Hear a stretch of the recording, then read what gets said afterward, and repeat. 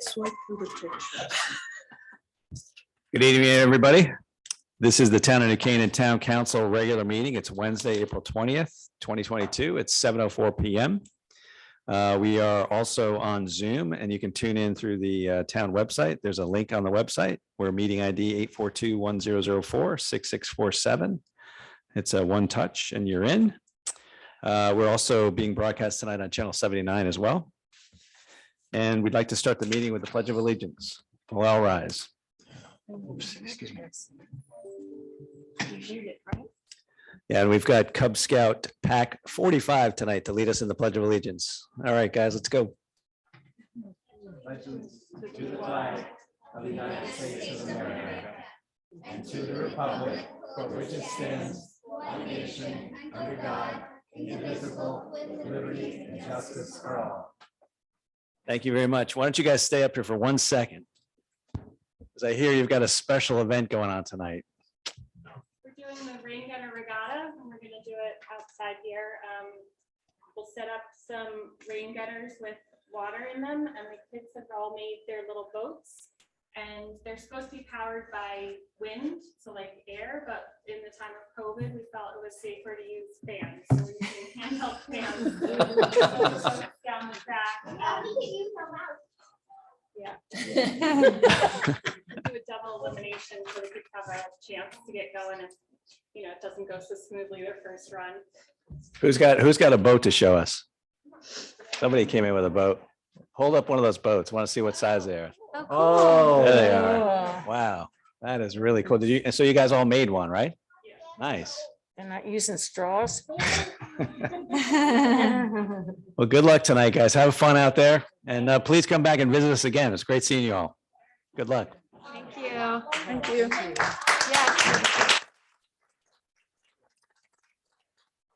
You have a question? Oh, he's the mayor. Right over here. Kevin, Kevin, he asked who the mayor is.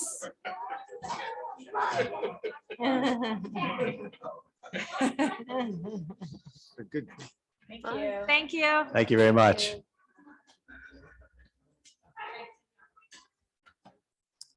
All right, Penny, once the room clears here, we're going to call the roll when you're ready. Okay. Robin Bates Mason. Here.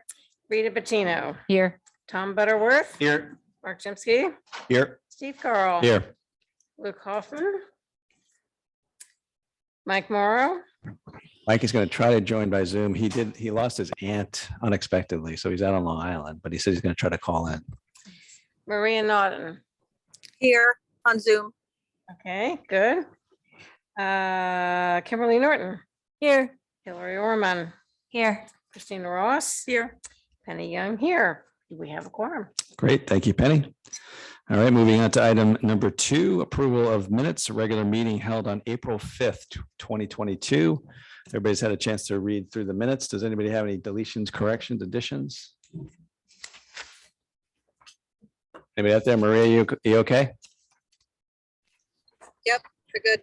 Thank you. All right, seeing none. Motion to approve. So moved. Second. Christina? All in favor? Hi. That's unanimous. Thank you. And number 3, public comments. Members of the public are welcome to speak to the town council on agenda topics scheduled for review and or vote. Speakers are requested to provide their name, street address. Comments will be limited to 2 to 3 minutes, subject to total number of speakers. Would anyone from the public like to address the council? Seeing none in the room. Tucker, do we have anybody out on Zoom? All right, thank you. Item number 4, first selectman update. We have an update from Kevin Moynihan, and we want to welcome Kevin back from a little bump in the road, and you're looking good. Thank you. I'll give you the update that I gave to the Board of Finance last week. We have an active mic. Is this active? Yeah, there you go. You can hear me? Yeah, that's better. Yeah. First of all, I'd like to address my situation since I've heard from everybody in the world. I appreciate everyone who sent their well wishes. Sunday morning, I woke up and had a stroke, which I called minor until a neurologist down at Stanford Hospital said there's no minor strokes. The only if you have minor results from a stroke, and I was very fortunate to have the EMS from our local EMS show up within 10 minutes, and Wendy Fogg and Michelle Bushman diagnosed that I was having a stroke, and Stanford Hospital, because our other two ambulances were out on the road on other calls. Stanford Hospital sent an ambulance as a backup, and I was at Stanford Hospital within another 40 minutes or so. And within 90 minutes, I was given what I now know is TPA, which is essential to reverse and really negate the effects of a stroke. So I'm 100% physically, bodily here. I mean, I feel great, which is ordinarily you think of people who have a stroke don't feel that way. I feel 100%. I have a little bit of loss of vision, so I hope that will come back. But anyway, I'm glad to say that I've learned a lot about strokes. This could be COVID related, long COVID, because I had COVID 5 weeks ago. They don't know where the blood clot originated, but we're going to figure that out so that I won't do this again. Anyway, it was quite an experience, and I'm glad to be here. On the subject of COVID, I'll just remind you, you get your emails every Thursday from Jen Allison. We continue to do weekly testing of PCR testing at Irwin. We're quite active for vacations. We may start backing off that a bit because we have a lot of rapid tests, and rapid tests are as good as PCR tests to determine positivity. The state statistics, Jen doesn't believe, because they stopped reporting negative results from locally administered tests. So they're skewing upwards. And but we have Dr. Reed, who stopped in to see me at the hospital. There's only one hospitalization case at Stanford Hospital for COVID. So the indications are we have COVID under control. New Canaan continues to be the highest vaccinated town in the state, and we continue to offer vaccination clinics for boosters. So I think that's, I did want to make one other comment about this is National Volunteer Week, and you all know that we have a volunteer ambulance corps with EMS, and the fact that these people volunteer their time, and I think it's 20 hours a week, they have to commit to and show up and save our families is just an amazing thing. So I want to make a tribute to all of our volunteers, especially the first responders and our EMS. So capital projects, since we have a number of capital projects pending, we don't have a lot going yet. We're looking to start capital projects. Obviously, we're going to do a lot of repaving this summer, as I said before, much of it at the expense of Eversource gas to restore the roads that were disturbed in the past 3 years. And also, as I mentioned before, that the state's going to come in and repave 123 and 124, which is kind of unheard of to have them give that kind of attention to those state roads. And we are working on, actually last week, the CHP unit arrived for this building. We're hooking this building up to gas, which is now connected to the gas line. And the CHP unit will be functional probably in another month or so. The solar at Saks went live.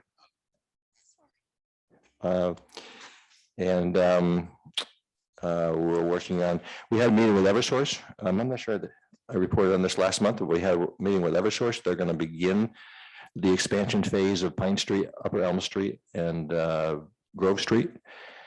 So we'll be bringing gas to a lot of the commercial businesses on those streets, as well as they're going to bring it into Waveney Park to bring it to Lapham Center, where we will do CHP to power not only Lapham Center, but also the lights on the Waveney water tank field.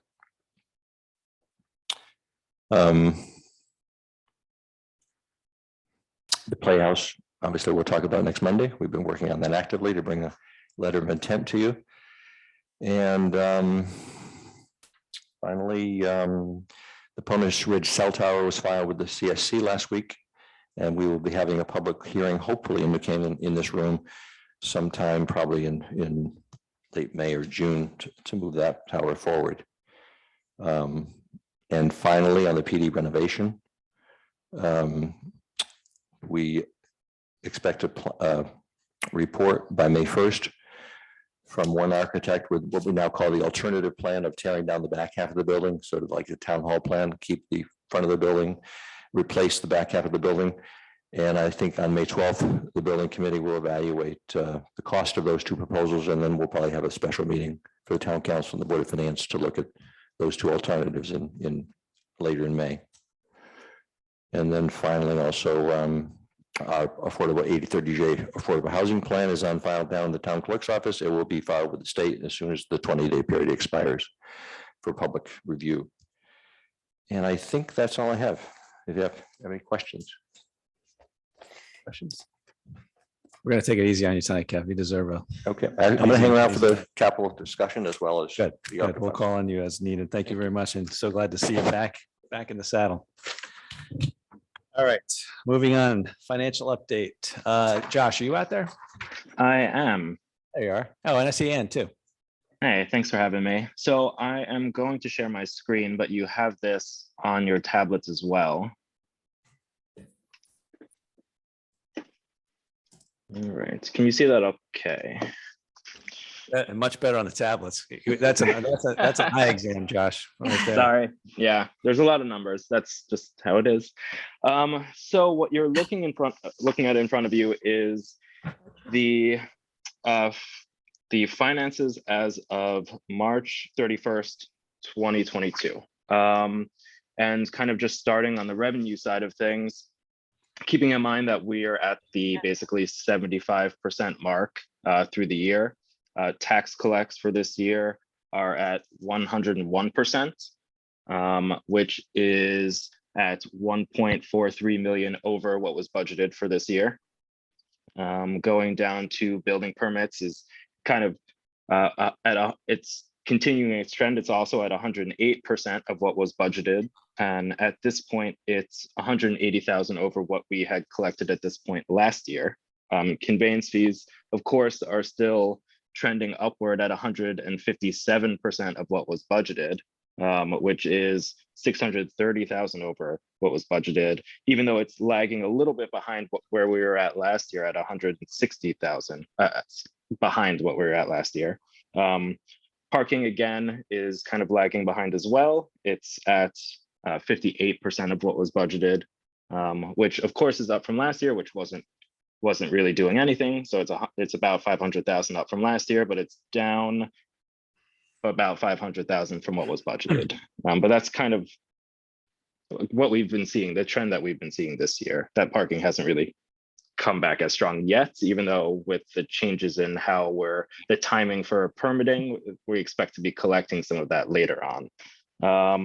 Overall, the total revenue is at 100.5%. So obviously, if it's a good thing with 25% of the year to go. And to the expense side, we are currently at 64% of what is budgeted for the year, which 75% of the way through, we're at 64%, but it's kind of a better idea that we're 1.5% better off at this point this year than we were at this point last year.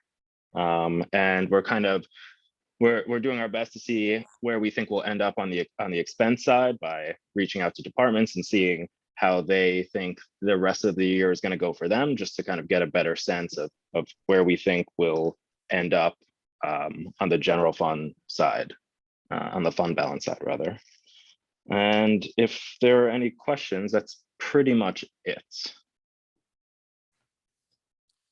Questions from the council for Josh? Looking good.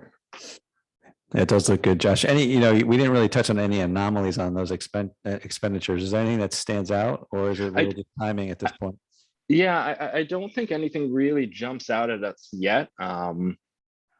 There's always kind of expenses that come up that are unexpected, but nothing that's really, jumping out that bears mentioning at this point. Okay, and the only other thing that I think at the Board of Finance, we touched a little bit on the parking, and again, things are coming back, but it is a little unusual that we'd be where we are with parking, but I guess that's just it's again some timing involved there too.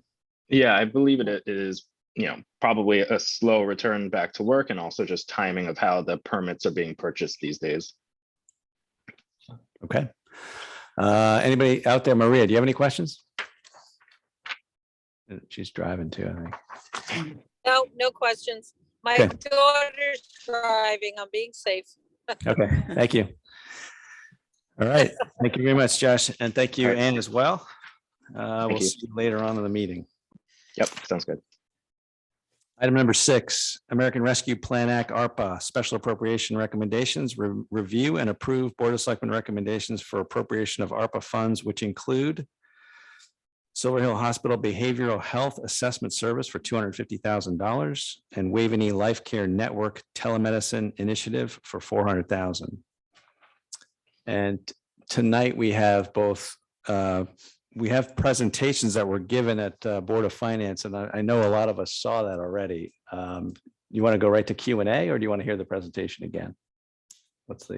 Maybe Dr. Gerber could just give up. Yeah, Dr. Gerber here. yeah, Dr. Gerber is here. So why don't you just give us a brief overview? We don't need the whole presentation because I think many of us have seen this. My Oh, premise, Bethany's I here. will not make you listen to me again that way. So I'm gonna be very brief, but first I wanted to thank you guys for being here. And I also wanted to thank the first selectman and Bethany, who have just been great supporters. And I couldn't resist saying this, Kevin, but you know, when you do medical training, you start sometimes thinking of illness as kind of like a person, and you think it's like a battle. And who's gonna win this one?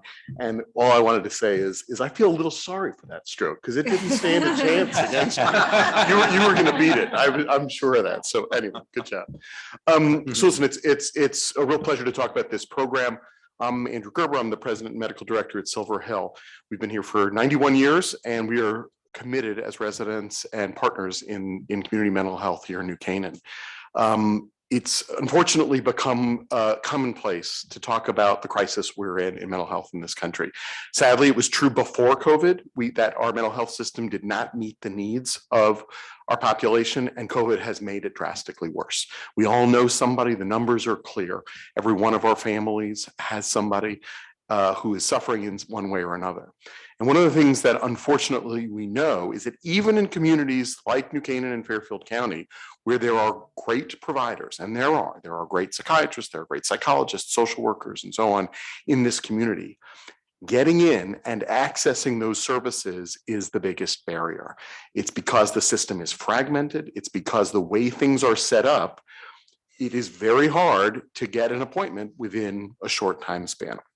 So you end up in a situation where either you have an acute crisis and need to go to the emergency room and call the EMS, which is obviously a situation everybody would like to avoid, or you have to wait 3-4 weeks, even 2 months before you can get in to see a therapist, a psychiatrist, an evaluator. And that's true if you're a child, an adolescent, a young adult, elderly, regardless.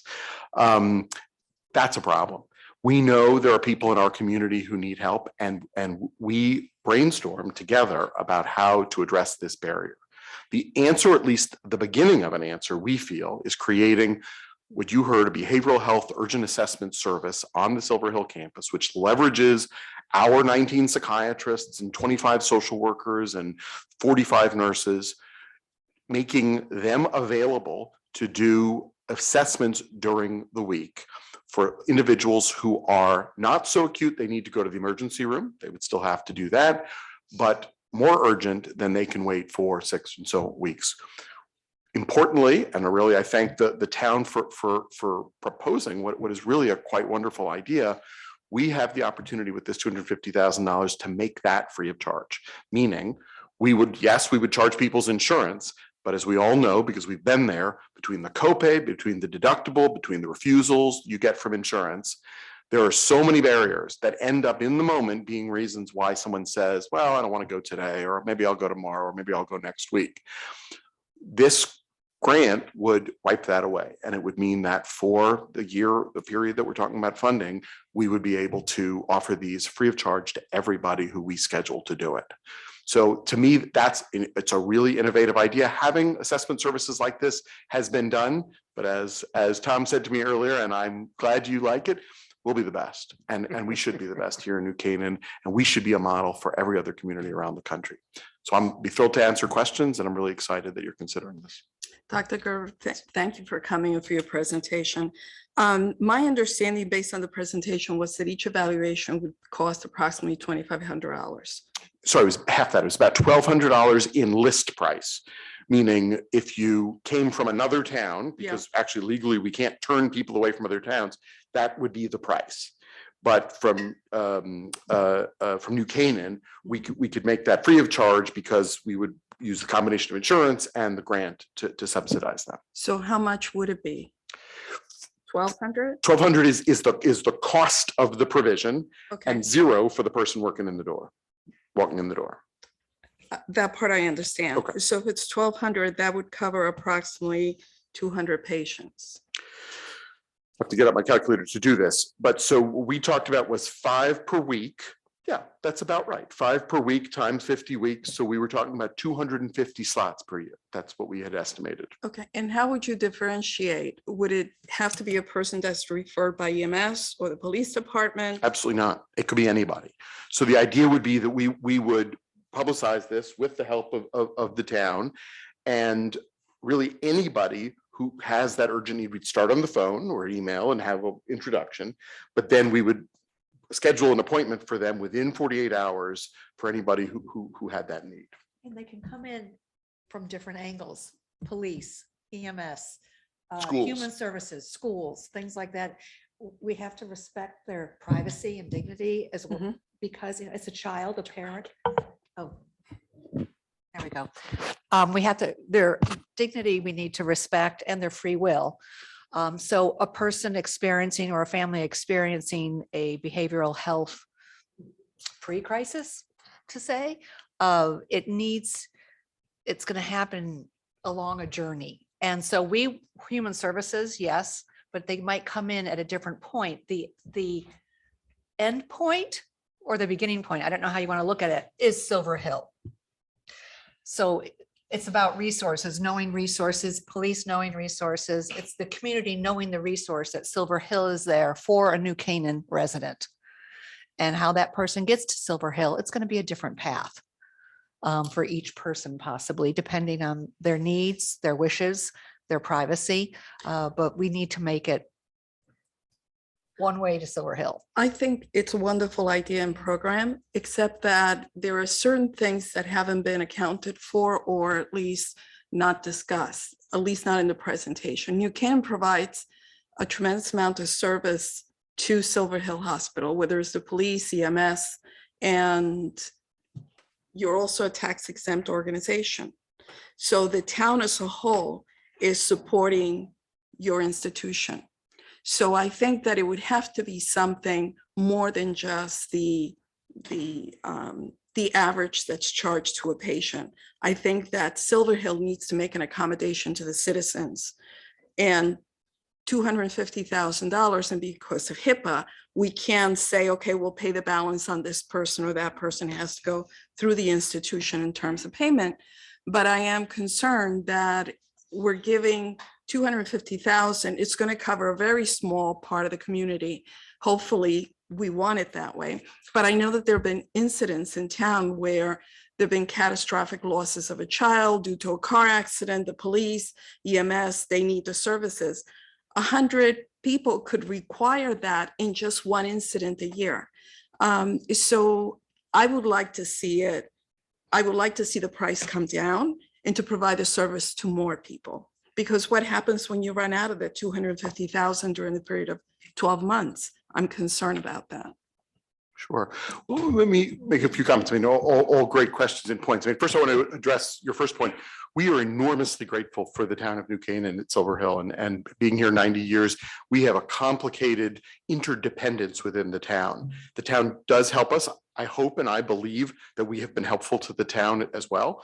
And you're correct that we don't pay taxes as part of a tax exempt organization, but we offer services to the town in many ways. So I hope we both feel a kind of mutual appreciation for one another. I know we do for the town, and a lot of people express it for us as well. I think in terms of what we've created here, I can promise you that there is no margin. There is no profit from this.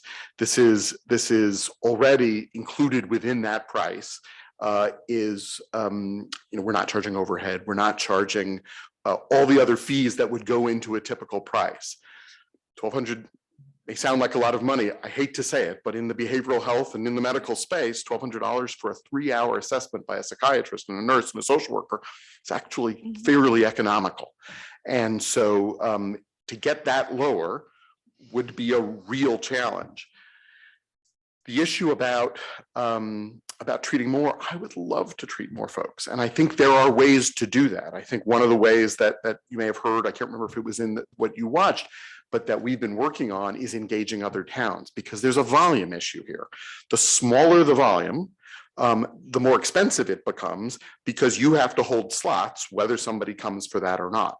Now, we have to hold those slots, but we're obviously going to use our psychiatrists and our therapists and everybody else to treat as many people as we possibly can.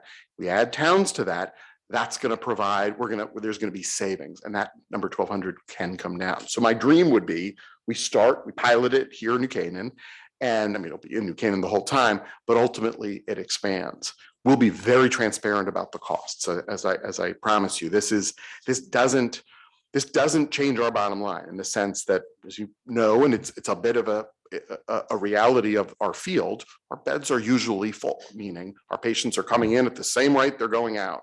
So we don't need a service like this for the hospital, but we want to provide this. We all agreed we wanted to do this because it's in the best interests of the community and because we care so deeply about New Canaan.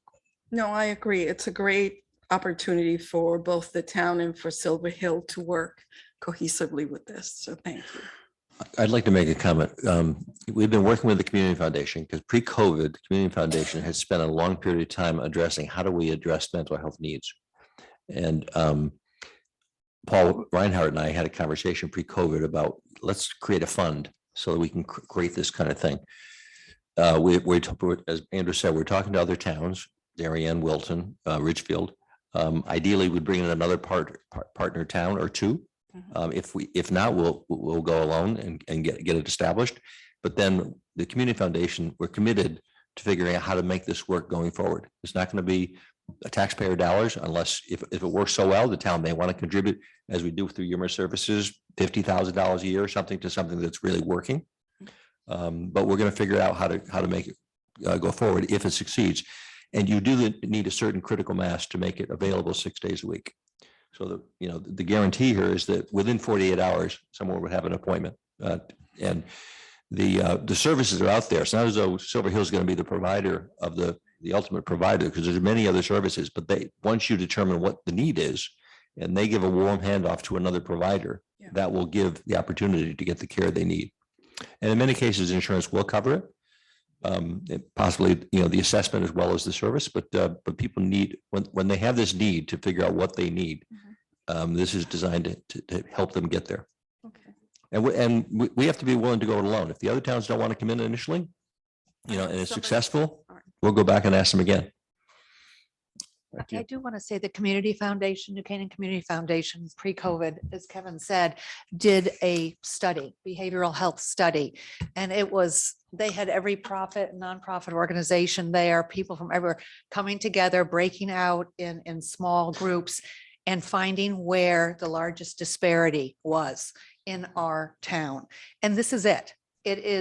We have the resources, but it's connecting them in a timely manner that is the issue. And this is listening to the community, and the silver lining to all this with ARPA funds, what the Community Foundation has come up with our largest disparity in town, and Silver Hill being in our town.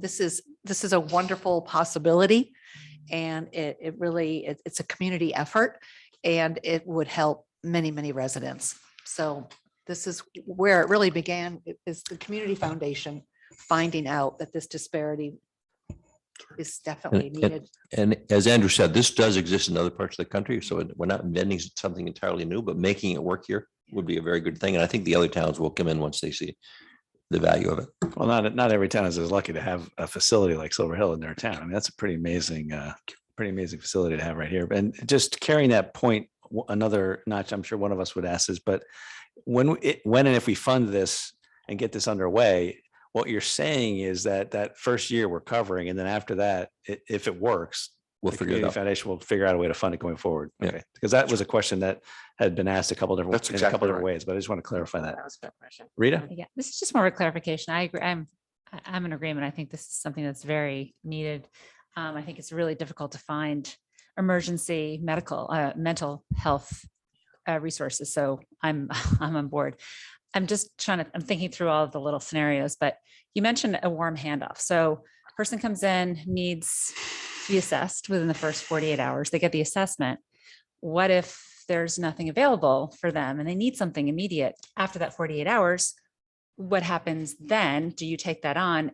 Is that incorporated into your planning? And the other thing I'm thinking is, do you have the capacity to handle Right. not only, what we think is going to happen, but maybe more than what we think is going to happen? Yeah, no, these are great questions. And in a way, this is what it means. What you're describing is what it means to be a mental health institution these days, Yeah. because you can predict some things and you can't predict everything. So you need to build that capacity.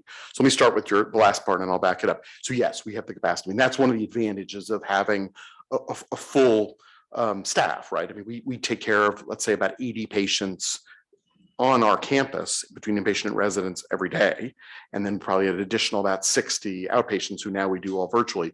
So when you figure we have a capacity currently for treating 140 people, adding a number to that, we can flex up and down. So we know the numbers, we know how to do that. And listen, one of the things you say when you take the Hippocratic Oath, when you go into the helping professions, is you never turn people away. So you're right. We have an obligation when somebody comes in the door to hold on to that. You can use the handoff, or you can use the baton in a relay race metaphor. You're going to hold on to that baton until the other person grabs it. You are not letting it go. And so, fortunately, for a community, and certainly for someone who's not in the field, identifying somebody to pick up that case is enormously difficult. This is what we do. We do this every day. We know how to make sure that somebody finds care. And in fact, it's our not just ethical, it's our legal obligation to stay with a patient until we have a place for them to go. So whether that's an outpatient provider to be seen within a few days, whether that's a psychiatrist, unfortunately, it could be an emergency room, right? If we evaluate someone and they are so acute that they have to go into the hospital and we can't immediately place them in a hospital bed, either at Silver Hill or one of the neighboring facilities, we'll have to send them to the emergency room. So we're not letting someone go. I hope that scenario is rare, but we are responsible for those individuals. Right, but doing that just means the number of people, to your point, that you can serve within the amount that we're talking about. But that's why we committed to the 5 to 250 number, Yeah. because we have to commit to something. We're not going to do less than that, unless some of the people didn't come, which is impossible. But we also have to be realistic, because if we created a program that took 500 or 1,000 or something like that, we couldn't afford it, right? We're a business too, even though we're a nonprofit, we have to balance our books and pay our bills. So if it turns out that there are efficiencies, other towns come in and we can expand that number, we would love to do that. But 250 felt like the right number to start with, that we could afford, that we could predict, and that we could make sure everybody got the care they deserve. Another thing that should be said, the navigator role here. Leo Carl had written a letter because the Community Foundation has put a lot of focus on who's the navigator. The reality is our Human Services Department and our Police Department and our schools and our Senior Center are the navigators. They have contact with people and they see who has needs. So to a certain extent, they prioritize. They know who's but the idea is urgent care. Someone who really has developed a problem. It may have been a long-standing problem, but because of the contact with someone in our town, they're going to get referred for something they probably will not do on their own or their family. And by the way, the support here will be as much to the family as it is to the individual, because when there's a crisis, the family discovers they can't figure the system out. So they need the support of someone who can say, this is your need. These are the providers that can, and we'll make a call to this provider. That's the kind of system we're talking about. Can I say It's become a something? very chaotic moment. Yeah. Sorry, Christina. Hi, Dr. Hi. Gerber, Bethany, and Kevin. My name is Kim Norton. So first of all, I want to say I'm really excited about this program, and Bethany and I were talking earlier today, and I kind of see it as public behavioral health, which is really an issue that we need, given all that's happened for mental health. People that were let out of mental institutions in the 60s and deinstitutionalized, and now we're going back to like a huge need for behavioral health services. So I think it's a really innovative program. So congrats for making it up. I have a couple of questions. And I also wanted to say the rate, I think is actually a very good rate for the 1,200 for 3 hours, just compared to emergency room visits and, like you said, seeing a psychiatrist. So I actually think that's a very fair rate. I was curious, and I think I asked Bethany this, can someone self-refer? Like if someone lives in New Canaan and you verify that their address, they don't need to go through someone else to be able to come to Silver Hills and get this program that works for them. Is that That's right. correct? That's the idea. The idea is, as Bethany was saying earlier, that every path is fine. And self-referral is essential because there'll be people who won't know to talk to, or will be embarrassed to talk to somebody. So we'll absolutely take all comers. That's great. And so I noticed that you're going to do some advertising, right, to let people know. So I was just going to suggest if there's some way to put in there that the program is confidential, since the town is part of the funding, that when people go, they know that their confidentiality is protected. And in order to share information, they'd have to get a release that you'd have to have them sign to speak to any other, whether it's mental EMS or police or whatever, just because I think that's crucial to people actually, wanting to take the service. I completely agree. And we hear it from our patients every day that that's a big barrier. If they're not reassured of that, they're less likely to come and get help. So I completely agree with you. Okay, great. Thank you. Thanks, Kim. Christina. Just a quick question. Would the evaluation, if required, include also prescription drugs? It's an excellent question. In most cases, prescription drugs are only helpful in the context of a longer relationship. So in fact, when I used to see patients privately in my private practice in New York City, I would not commonly prescribe in a first visit because I needed to know that person was committed. And I needed to make sure that I had understood them well enough. While medicines can be extremely helpful, virtually all of our medicines are only helpful in the context of a longer committed relationship between a patient and a therapist. That said, I never want to say never, because I'll give you an example. Somebody comes in the door who needs medication, has been on medication, and they lost their prescription. Their prescription expired. For some reason, their therapist, psychiatrist is no longer reachable. Yes, we would give that person medicine to make sure that they don't stop their medicine. So it would be an individualized decision that I imagine wouldn't usually involve prescription, but it could if needed. And you would communicate if needed with their physician or. Right. And that would be part of the handoff. In that particular case, that would be the essential handoff, that we would be making sure that we're making contact with a live person, not just leaving a message or sending an email, so that they have continuity of care. Okay, thank you. Hillary. Hi. Hi. Thank you for being here. I really love this idea as well. This might be more of a question for Mr. Moynihan.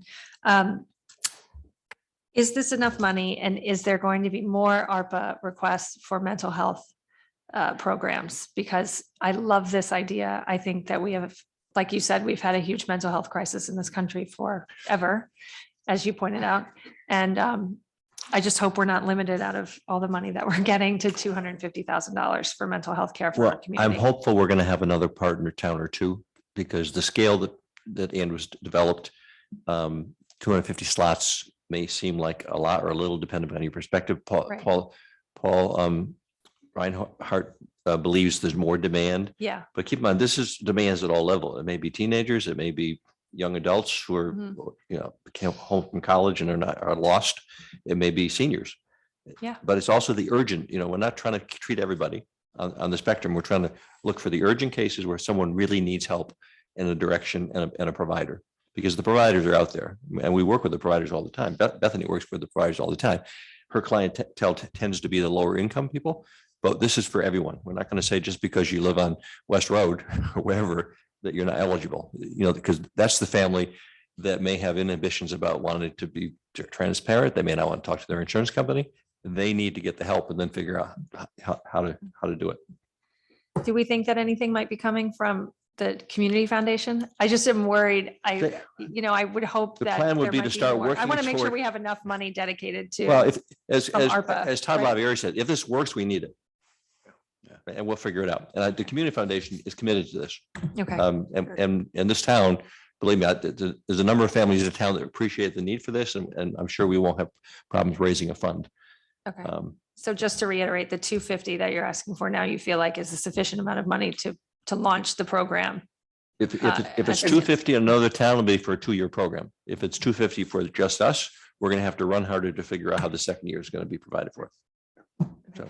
And we're committed for the year. We're going to do whatever we have to do to serve the people who come to us. That was, that was sufficient for that purpose. And then we will see. We'll know a lot more at the end of the year. Right. Okay. Robin. And the town will be getting reports on a no-name basis of the metrics of the program, so we know how many are being served and what the problems are, so we can, the community foundation working with us will be able to assess how do we address this need. Great. Great. Thank you. And just a quick question. I don't know if anyone here can answer this, but would this be seen as kind of helping out New Canaan EMS? Because if they don't have to, if these get funneled through before it gets to that point, it could really help with only. And police. Yeah, with the Mhm. police Well. as well, because of all the calls. So this would help supplement them. So seen as helping our first responders. I mean, to me, it looks like it's an extra, you have a tool belt and this gives you a big tool to use. Bethany is going to use it, EMS going to use it, police. I mean, it's such a And the nice schools, thing. the And schools as well. Yep. And you're arming folks to be able to do this. And it's really important. The whole age spectrum is being covered as a result, from Lapham Center to preschools, which is another And wonderful plus. the two private schools. And So, the two private schools. Yeah. Yeah. All right. Any other questions before we move to a vote? Because we're going to vote on these items individually. So thank you. Maria, you're out there at your desk. You have any questions? You okay? No questions. Thank you. All right. So we need a motion. Mark, you want to make a motion? Sure. Motion to approve $250,000 for Silver Hill Hospital Behavioral Health Assessment Service. Seconded by Kim. All in favor? That's unanimous. Thank you very much. Thank you. Thank you. All right, next item up. We have the second half of this, which is the Waveney Life Care Network Telemedicine Initiative for $400,000. And I believe Russ Barksdale is out on Zoom. Tucker, you got Russ up there? And for this particular item, Penny is actually going to recuse herself because she's on the board of Waveney. And I'm going to recuse myself as well because my brother is the chairman of the board. So we're both going to sit out in the audience on this one. So Mark, you're in charge. Oh, boy. No pressure. Good evening, everyone, and thank you for the invitation to be with you tonight. For the record, my name is Russ Barksdale. I'm President and CEO of Waveney Life Care Network and all of its healthcare subsidiary corporations, which includes the Visiting Nurse and Hospice of Fairfield County. I hold my master's degree in public and healthcare administration. I'm also a fellow of the American College of Healthcare Executives. In the interest of time and having presented to both the Board of Selectmen and the Board of Finance, I've been asked to present a very brief overview. I believe that I speak for Andrew in expressing our delight in seeing healthcare issues now getting its opportunity to be supported by ARPA funds. Waveney has a 40-year history and Visiting Nurse a 100-plus-year history in serving the healthcare needs of our community.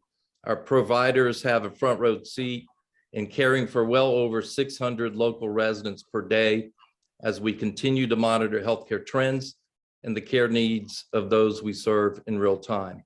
And to put those needs in perspective, we have provided over the last several years that I've been involved with Waveney, over $4.5 million of charity and uncompensated care per year for our community. Next slide.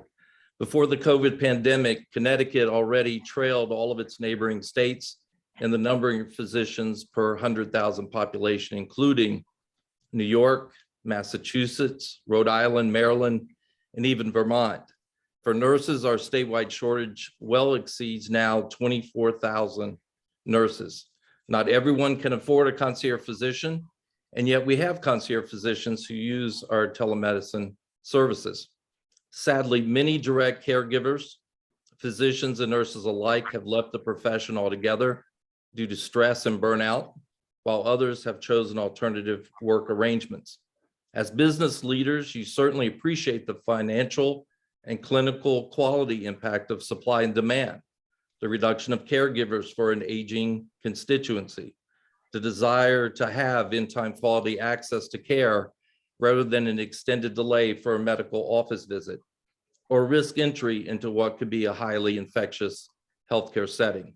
It was these forces, coupled with the ease and timeliness of care and access, that catapulted telehealth into the limelight and showed payers, including Medicare, that it would be a cost-effective solution to enhance wellness, improved access, and quality health monitoring, all components of a highly valued healthcare model. Next slide, please.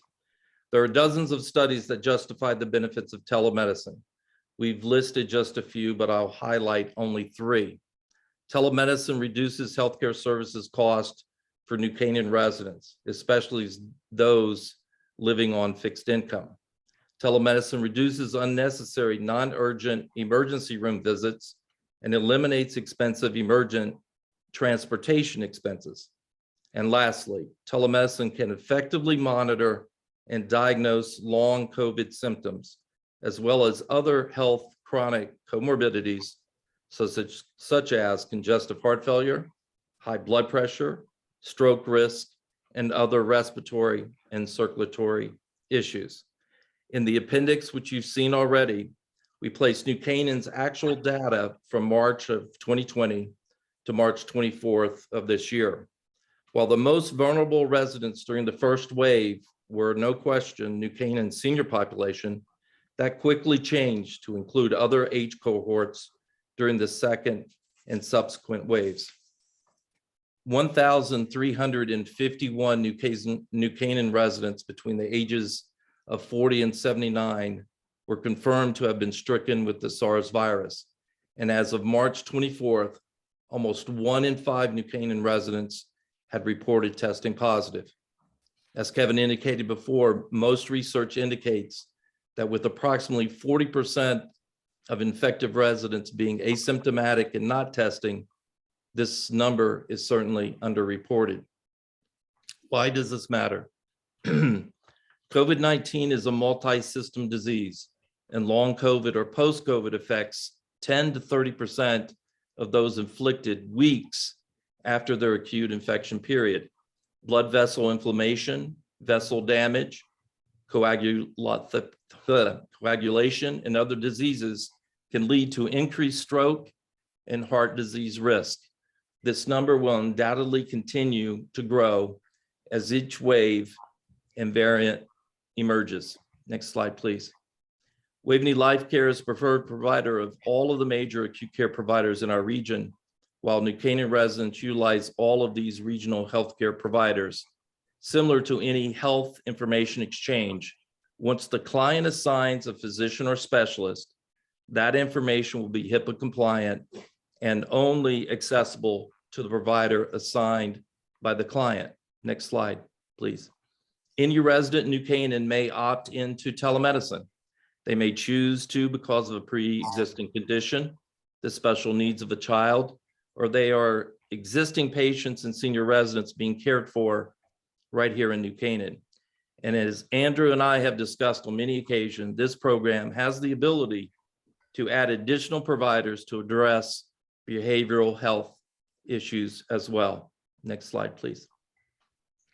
With this New Canaan specific backdrop, we've developed a conservative demand analysis in year 1. Next slide. A one-time grant for telemedicine today will give New Canaan a tremendous advantage in managing any future public health crisis by providing a daily tracking and disease management program with a proven record to enhance quality of life. Next slide, please. The actual at-home device is wireless and may be used through your cell provider or internet. Waveney's system has been named the best remote monitoring system for 3 consecutive years, reflective of its open architecture and ability to transition as newly created diagnostic tools are developed. Next slide, please. The request for funds pays for capital improvements in year 1. The model becomes virtually self-sufficient in years 2 and beyond. So it is truly a seed capital grant that will continue to reap community health benefits for years to come. This is a true public-private partnership. Next slide, please. The request for funds, if approved today, Waveney Life Care has committed to matching the town of New Canaan's ARPA allocation. Next slide, please. The combined funds will operationalize the expansion of the program to include the required staff to install and monitor each system and each device. Next slide, please. As the program hits a critical mass, units will begin reaching levels of payer reimbursement necessary to support the operations in years 2 and beyond. Next slide. The well-publicized Connecticut plan of the American Rescue Plan Act acknowledges that the pandemic has had a disproportionate impact on Connecticut's most vulnerable residents, and priority should be given to improving the speed and quality with which we can monitor and analyze public health risks and respond to them. Next slide, please. In conclusion, telemedicine meets several priority consideration criteria established for ARPA funding. The applicant has a history of providing high quality 5-star rated care, which also currently includes telemedicine. COVID variants will continue to develop over time and create altering long COVID symptoms for a growing percentage of New Canaan residents. Telemedicine has been proven to provide excellent quality and timely care and monitoring, thereby preventing unnecessary emergency room visits and hospitalization. New Canaan has a significant growing population over the age of 55 with varying degrees of health risk. Waveney, in its unique position of being totally independent of any outside healthcare organization, this telemedicine program is truly patient-centered. The program is cost-effective and sustainable after the initial seed funding and scalable based upon growing demand. And lastly, insurance-based surveys reflect an increased acceptance and preference for telehealth programs. We thank you again for the opportunity to present to you today. I know I went pretty quickly through the slides, but was asked to do so, and I'm happy to answer or address any questions that you might have. Thank you very much. Russ, thank you. This is Mark Jimsky. I'm going to open up the council for questions. I was on you presented to the subcommittee, so and you answered many of my questions. So I'm going to turn it over to anyone else. Tom. So I had a constituent approach me today and say, well, don't all good doctors do this already? What's the response to that? No, they don't. We have a lot of great physicians. I would say that telehealth, a lot of physicians do right now, and telehealth is merely I can reach my concierge physician or my physician on the phone. I can speak to them video chat, but my doctor cannot read any of my vital signs, and I'm not able to provide my vital statistics to my physician over a long period of time. Telemedicine allows you to do that. It allows you with the scale, if you're a congestive heart failure patient, to monitor your weight gain and weight loss over a steady period of time. For someone who suffers with high blood pressure, it allows you to monitor your blood pressure and to modify your medication based upon those changes into your blood pressure. Or if you need a pulse ox or asthma, it will tell you what those gradients are in your blood O2 levels. So yes, telehealth does exist. Clients use telehealth, but we're talking about telemedicine. And we have a lot of concierge physicians now who are now using telemedicine or want to see those vital signs over a prolonged period of time. And might this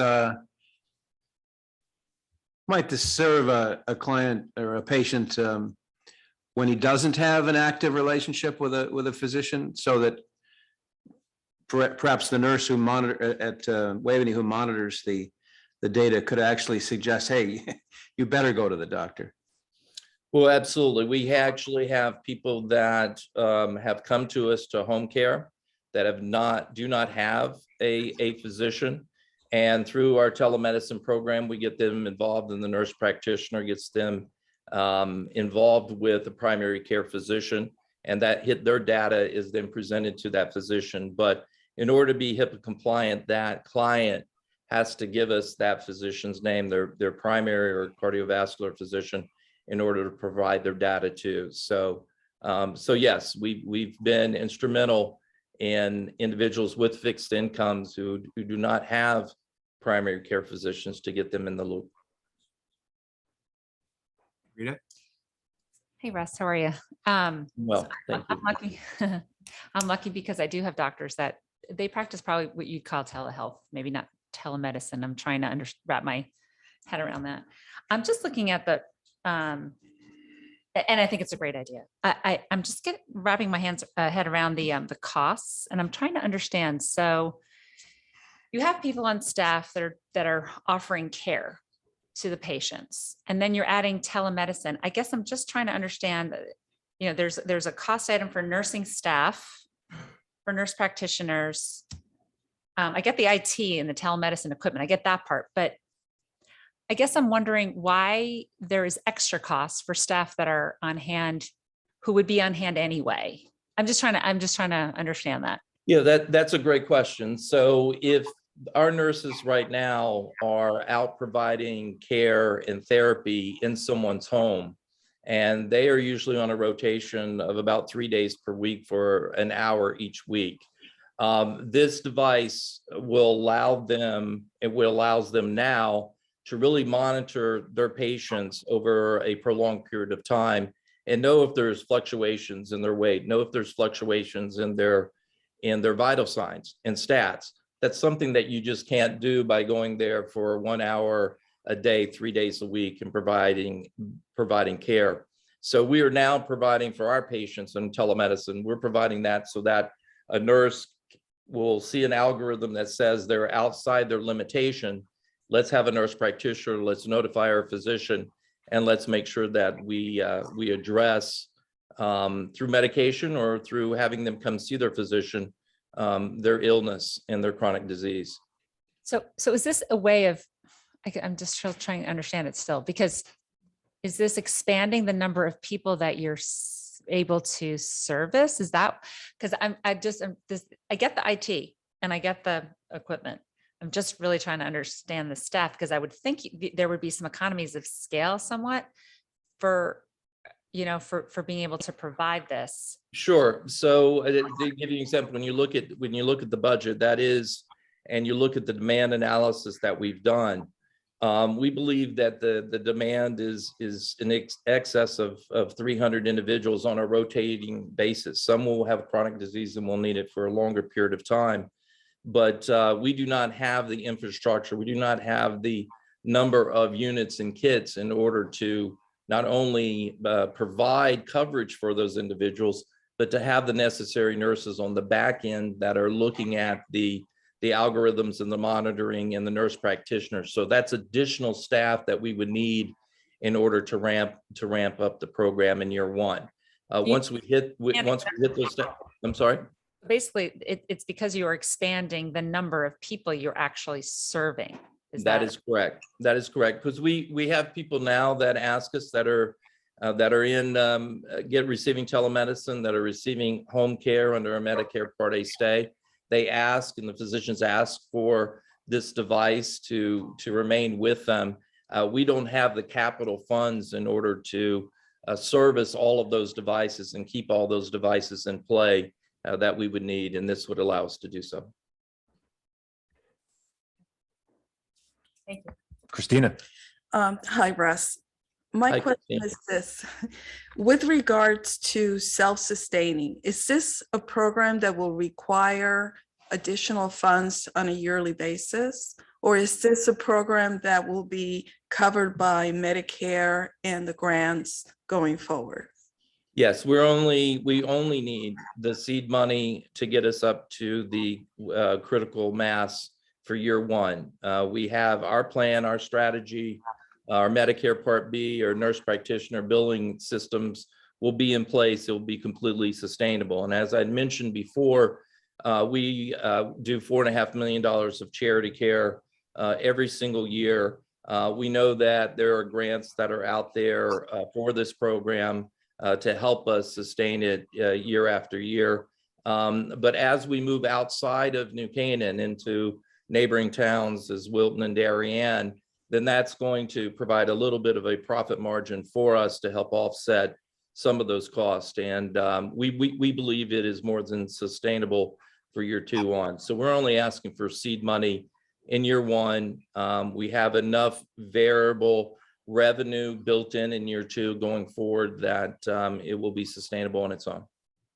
Is this something that you're thinking about selling the information to the primary doctor who's tending to the patient? Or is this something that you're passing on the information? Yeah, there would be no selling any information to anyone. They would assign their physician of choice that they want to receive the information and data, and that information and data would go to that physician automatically. There would be no selling of data or no selling of information or passing it on to anyone outside of who they've approved. There are health information exchanges that are developing now, and if that client says my home hospital is Stanford and I want my information shared with Stanford, should I go to the emergency department, or I want the information shared with these group of physicians, that's where the information would go. Thank you. Maria. Yeah, I have a couple of questions. So who would be your first with this new equipment? Who do you see as your first patients, and how many do you expect to have within a month? And also, is this something that will be offered to residents at Waveney Care? That's a great question. So we have, as you know, the full continuum of care at Waveney, and we have patients that we're servicing now in New Canaan that are on home care and have chronic diseases. So yes, we would be servicing patients that are in Waveney home care, servicing patients that are in visiting nurse and other home care services, as well as we have concierge physicians that have patients who have chronic ailments, and they've asked us to use their devices on their patients. And with the limited amount of capital we have, we're not really able to expand to cover all those individuals in the town of New Canaan. So this grant would be able to allow us to service all of those individuals that currently ask for the services either through their physician or individually. How would the patient know about, who is offering it to the patient to make the connection between the patient and your service? Right now, it comes to us via 3 different vehicles. One, we get a telephone call for someone who has chronic disease ailments, and they want to know what services are available for monitoring for us, because we have Medicare, but we don't know how to use it. We don't know how to access. So that would be number one. They already know to contact us as a geriatric specialist. The second is primary care physicians that say that, you know, my patient doesn't monitor their weight. I'm seeing them in acute care settings all along. They're using a lot of healthcare resources. Russ, can you send someone out there to set up a telemedicine kit so I can monitor their symptoms? The third are specialists. So we have patients that get discharged home from the hospital, and instead of them risking being readmitted, set up a telemedicine kit so that we can monitor their stats and prevent, we have shown, readmissions or emergency department visits. So those are the 3 main sources of the contacts that come to us: individuals reaching out to us, primary care physicians, specialists, people that have just been discharged home. I think I mentioned this the last time. I mean, when my mother was ill, she had all this. That's what I don't understand. Her doctor recommended her to, I think it was Masonic. She had all the monitoring equipment. The results went to her doctor. So it sounds like you would be targeting people who don't have a doctor that can make that connection. Well, we currently in this area, in this community, we're not aware of anyone that provides this level of telemedicine to their patients. So if Masonic does it differently and bills Medicare Part B, then that's wonderful and that's great for anyone that reaches out to them for that service. We're specifically looking at chronic diseases, chronic ailments for the geriatric population and those that have 2 or more comorbidities, and it's a significant population in our community. Well, I can tell you, she had it all, and she had the post-operative, monitoring. So I just felt like that existed for her. So I'm trying to figure out how this would be different. Well, there's 2 things, and I don't know Masonic that well. There are 2 things that are different for us, is that we're providing 365 days, 24 hours per day coverage on our system and network. I know a lot of systems that are set up now that even our own employees have devices that go to their cardiovascular and to their cardiologist. They don't get a call until the next day when it's being read during the day. We're in real time. And then you would call the doctor real time, or the patient to tell them to call the doctor? Both. We call the patient first to make sure that they are okay. But we also, our nurse practitioner would be in touch with the physician if it is a crisis. And again, you're calling 911 at that point in time if it is a crisis, or if the physician wants to get involved and see the patient the next day or that same day. And then my last question is, the actual monitoring itself, is it a schedule you set up with patients, or are they actually, wearing the pulse ox and the blood pressure at all times? How does that? Yeah, of course, they're not wearing it at all times. Each physician would say, I want them to step on the scale first thing in the morning. I want their blood pressure taken at these different periods of time during the day. And we would monitor that. And if the nurse needed to contact the resident and say, as a reminder, you're slated to have your blood pressure taken at 2 o'clock or at nighttime.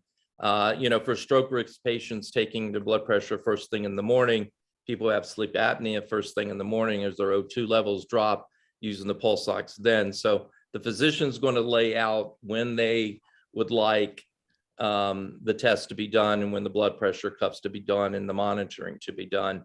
But yes, it would be done based upon their schedule. And then if a nurse did make a call, is that what gets billed? What part of the service then gets billed to insurance? That's an excellent question. So with the program in New Canaan, nothing would get billed. Okay, so the grant is being applied to New Canaan and people in New Canaan.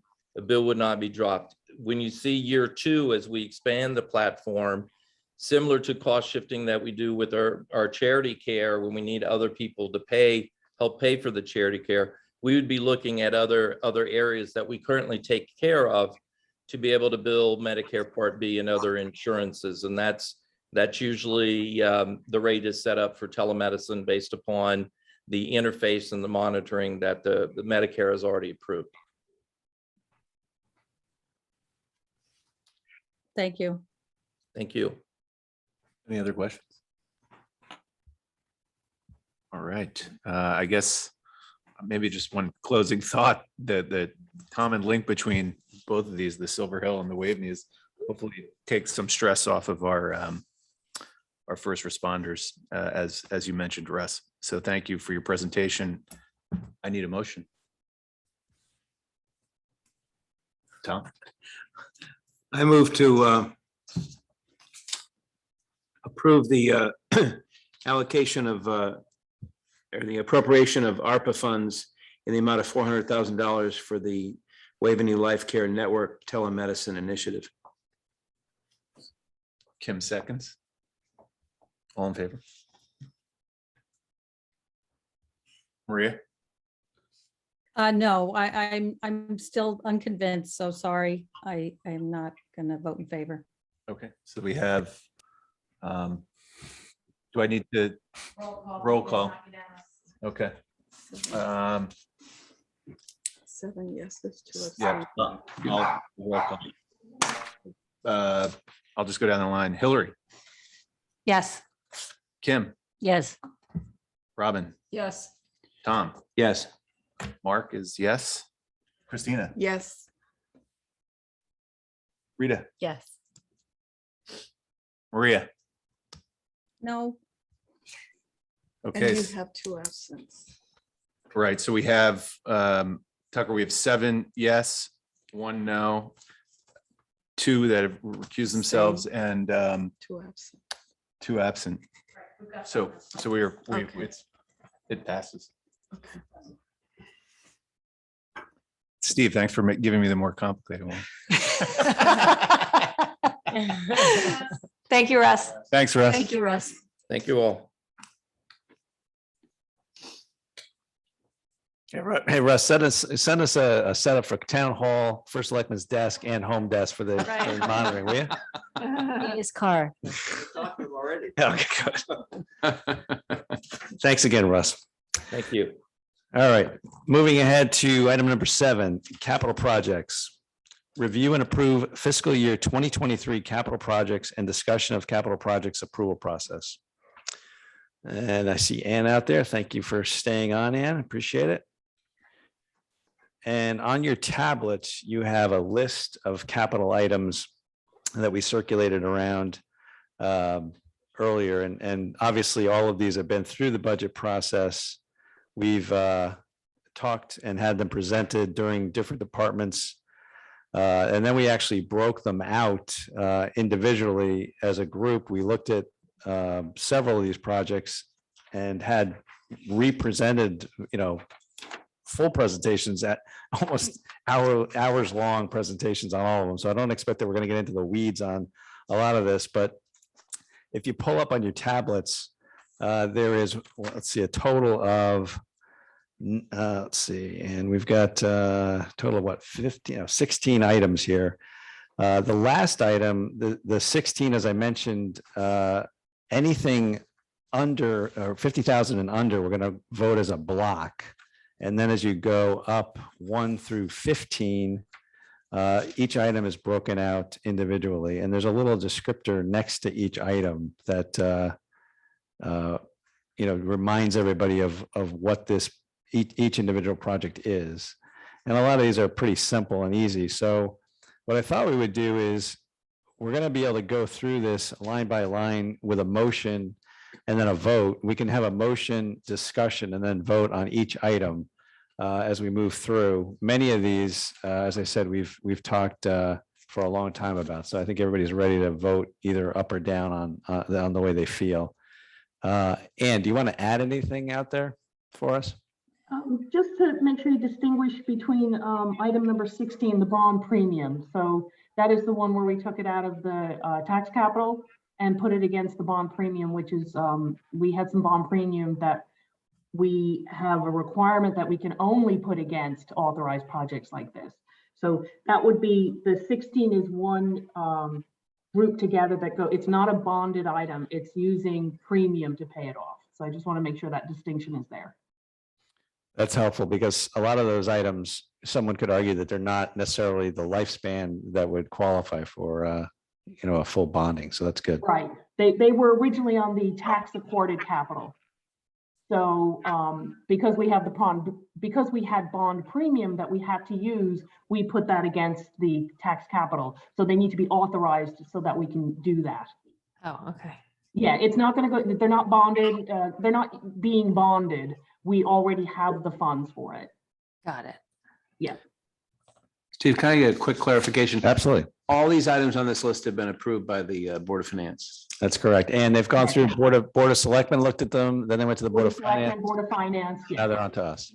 So they're approved all the way through to us. Some of, there's been not too many cuts along the way, but there have been some cuts along the way to get us to the point where we're at this list today. So any other sort of 30,000 foot procedural questions before we go through these? Because we'll get a chance to make comments on each one as we go. So anybody have any big item questions? Okay. All right. So let's go to item number 1, which is The, Well, I'm sorry. oh, Steve, go ahead, Christine. Questions along the way, I'm assuming. Yes, no other what we're gonna, questions. what we're gonna do is each item we're gonna put to the floor and we'll say, okay, motion to approve, and we'll take motions on each one of these. So everybody's gonna have to help me with the motion and the second. And then, and then before we vote, we'll be able to have discussion on each one, and then we'll move to a final vote. Got All right? Everybody clear on that? Yep. Maria, you following us out there? Good, okay, gotcha. All right. Good. All right, item number 1, Tax Assessor 2022 program. This is a 2023 townwide reval for 150,000.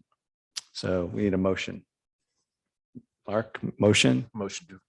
Christina seconds it. Discussion. I think we all want a reval. Say no? I don't know, do we? Do we? I don't know. We all need a reval. All right, Depends all- on where you sit. All right, all in favor? That's unanimous. Thank you very much. Item number 2, Information Technology 2022 program. This is the IT hardware and software. This is the WAN software and hardware. If you recall the little descriptor out there, it's a system backup for town data, various hardware, software, peripherals, replace end-of-life equipment, improve and increase security products and suites. So we need a motion there as well. A motion, Kim, second. Robin, discussion. Okay. IT is hard to argue with. All right. Motion to approve. All right, that's also unanimous. Thank you very much. Item number 3, Emergency Management 2022 program. This is the Motorola radio hardware and software update. It's a year 2 of a 5-year contract executed with Motorola that provides support and hardware and software replacement upgrades for our public safety radios and infrastructure. It includes 24/7 tech support and response. We need a motion. Robin makes a motion. Kim seconds. Discussion. I just have a question for Kevin. With regards to the radio, is this the type that allows all of the emergency service to communicate? Yes. When we upgraded the system so that all locations now broadcast simulcast, it's a more sophisticated system. It also is more software dependent. So and Motorola has a lock on this market in the state of Connecticut. So they are basically having us continually upgrade our software to make it work. Okay. It used to be more analog, fewer problems, but now it's very sophisticated. It costs more. Very sophisticated analog. Love Okay. technology. Mark. I realize it's a 5-year contract, but is this a flat? It's a 1 year. 1 year, but because it's, it's continually, we get long life out of the system as long as Right. you upgrade the software. Okay, so this number won't vary all that much. 1 year. 2 years ago. It's an annual return every year that we can back out of, right? Right. Each time, but then you would be looking at, when we get down to the end of the useful life, then we're talking about another $3 million purchase, which we did. So now we're actually being able to stay upgraded and current with all of our hardware, our software as we go. Will the number increase? Quite possibly increase, but it should stay relatively flat across this 5-year period. How old is the system? 3 years. Okay.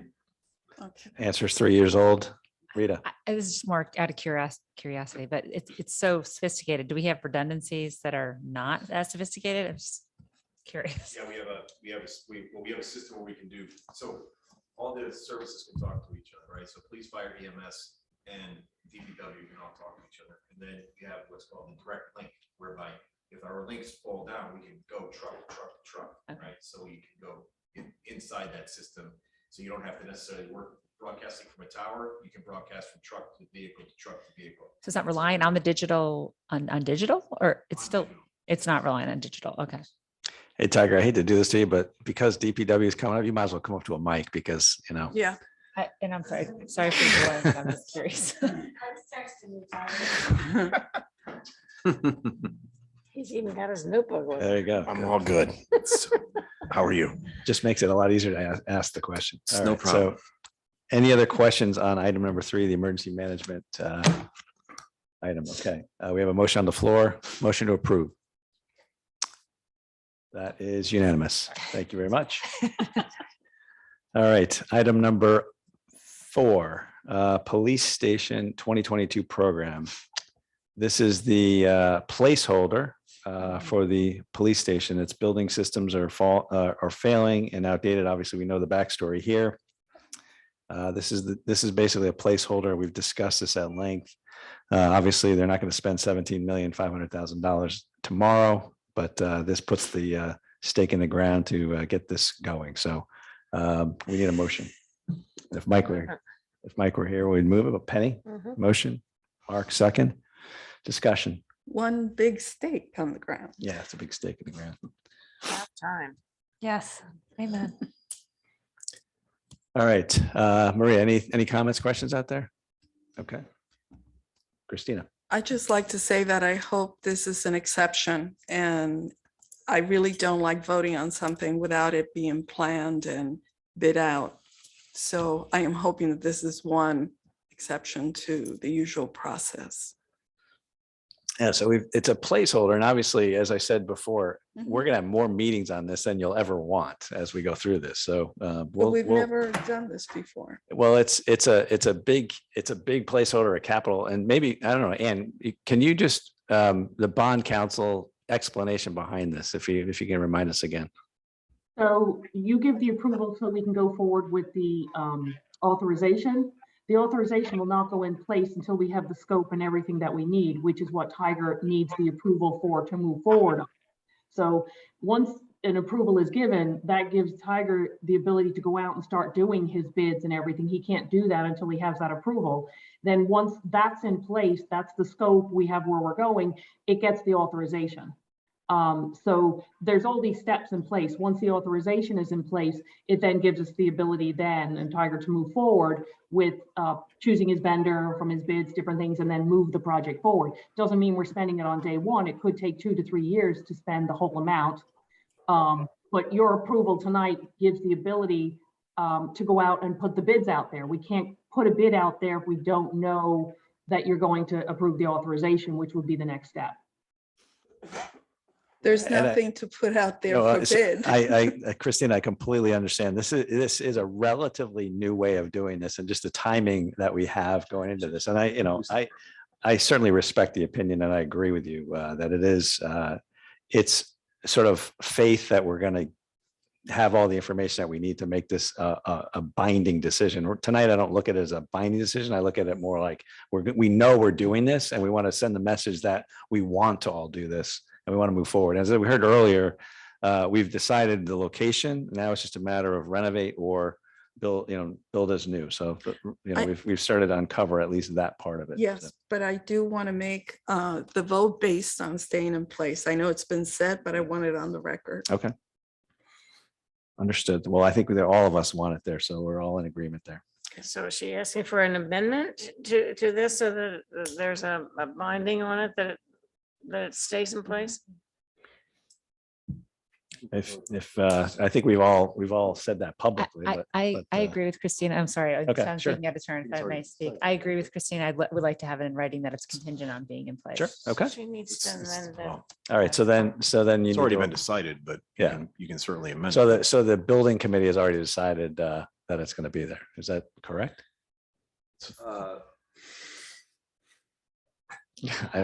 Yes, they did. Did they have a meeting and? Didn't actually meet on it. Building Point- committee point- didn't meet on it, no. We decided not to pursue the alternative locations. So without an And effort who's to- the "we"? I think is her me in question. particular, working with the chairman of the Board of Finance and chairman of the town council, that we don't have the appetite to look for an alternative location. That leaves the current location as the default.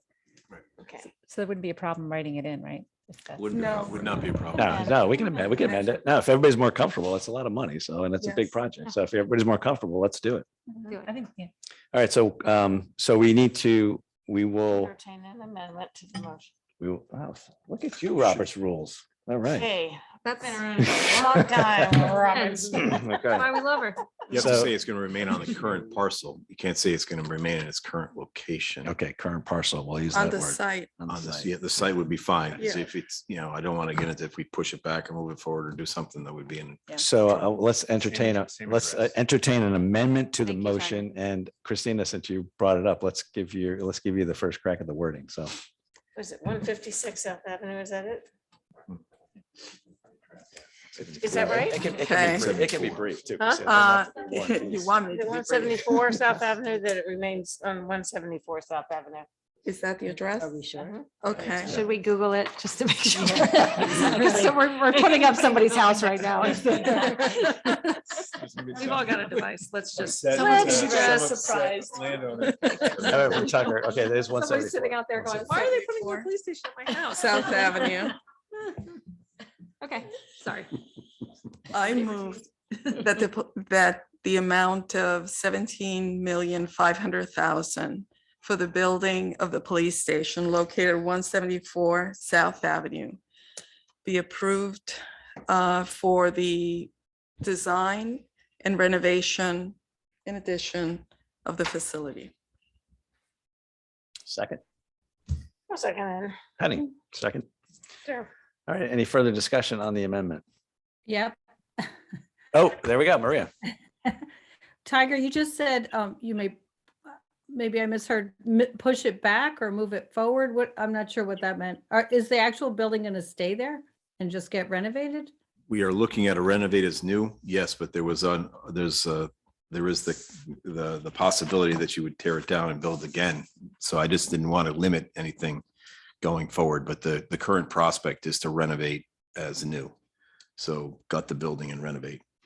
The bottom line is that we're voting to keep it on site. I mean, that's, Right. you know, it will remain where it is. But if the footprint changes a little Right, bit, I yeah. don't want to, Right, that was really what it was. If the footprint changes a little bit, then it'll get into a Right. little semantics, which would be difficult. No, well, we don't want to do that. We don't want to handcuff anybody. Okay. Christina, I just want to make sure I heard you correctly.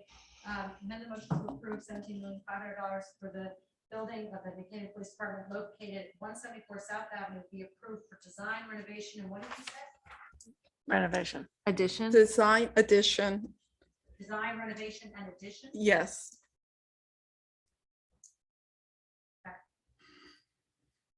At its present site. That's fine. The reality is we're gonna, with either plan we're looking at currently, we're gonna add on to the building, or we're gonna remove the back half like we did with Town Hall. Right. And rebuild that. Right. Should we put Very and or? unlikely that we're gonna tear the whole thing down. No, I just don't want to move down the street or to a park. Well, and we also cover the fact that we are going to have a joint meeting when the time comes. So we'll be back in the Yes. room again, talking about exactly what Yes. we're going to do. So, Thank all right. you. So the motion is on the floor and we had a second, right? Do you have that, Tucker? Penny. And now we'll take a vote. All right, all in favor? That's unanimous. Thank you very much. Item number 5, DPW Town Buildings 2022 program.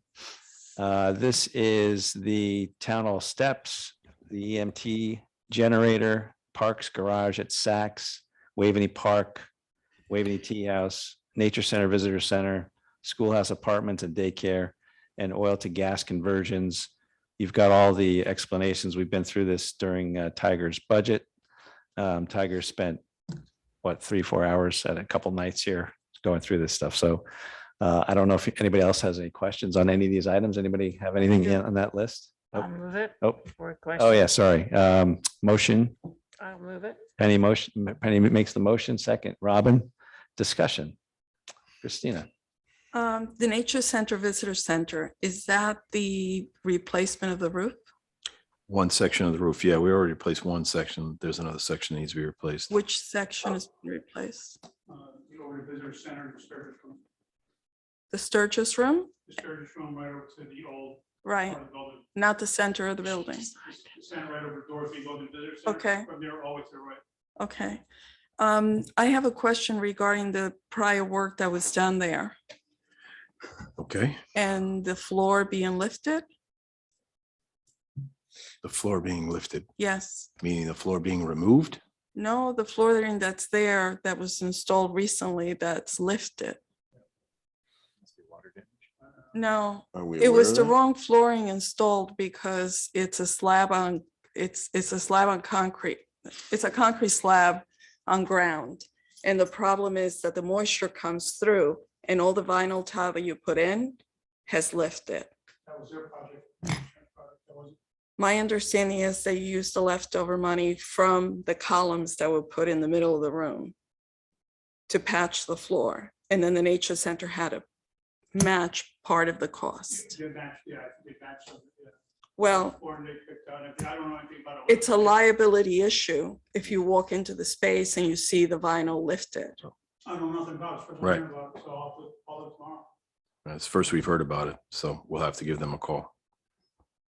Yeah, and right now we're talking about the roof, not the floor. I understand, but I'm concerned about the quality of the work and the follow-up. Get a We'll take a report on look at that. it. We were unaware of it, but thank you for bringing it to our attention. I'll text you some pictures. That'd be great. All right, any other discussion, questions? All right, motion to approve. The total is $1,084,000 for that, for those line items. All in favor? That is unanimous. Thank you. Moving on, item number 6, Playhouse Theater 2022 program. We are actually, we're meeting on that on Monday, right? Is that It's a joint meeting. joint meeting? So I think we need to table that. So we'll have you want to have a motion to table it until we have the formal discussion. I think it's just wise, since we're going to meet on Monday, to at least, it's nothing that has to be done right now, right, Tiger? I mean, we might as well No. get a full report and get into it as much as we can. So motion to table. Penny made the motion. Christina seconds. All in favor to table this one? That is unanimous. Thank you very much. Item number 6, Waveney House ADA 2022 program. This is the Waveney House ADA. These are the bathrooms and plumbing. This is the $990,000 that we discussed at length. It's one of the items that we pulled out to discuss. You have 2 number 6s there. Oh, sorry, there's 2 number 6s. Well, luckily we. Yes, sorry, Steve, I realized that when I was looking at it myself. We'll get it corrected. So we'll just call this one 6A. Good. Thank you very much. All right, The 6A. other should be 6A and this is 6B if you want to do sequential, and I'll move this 6B.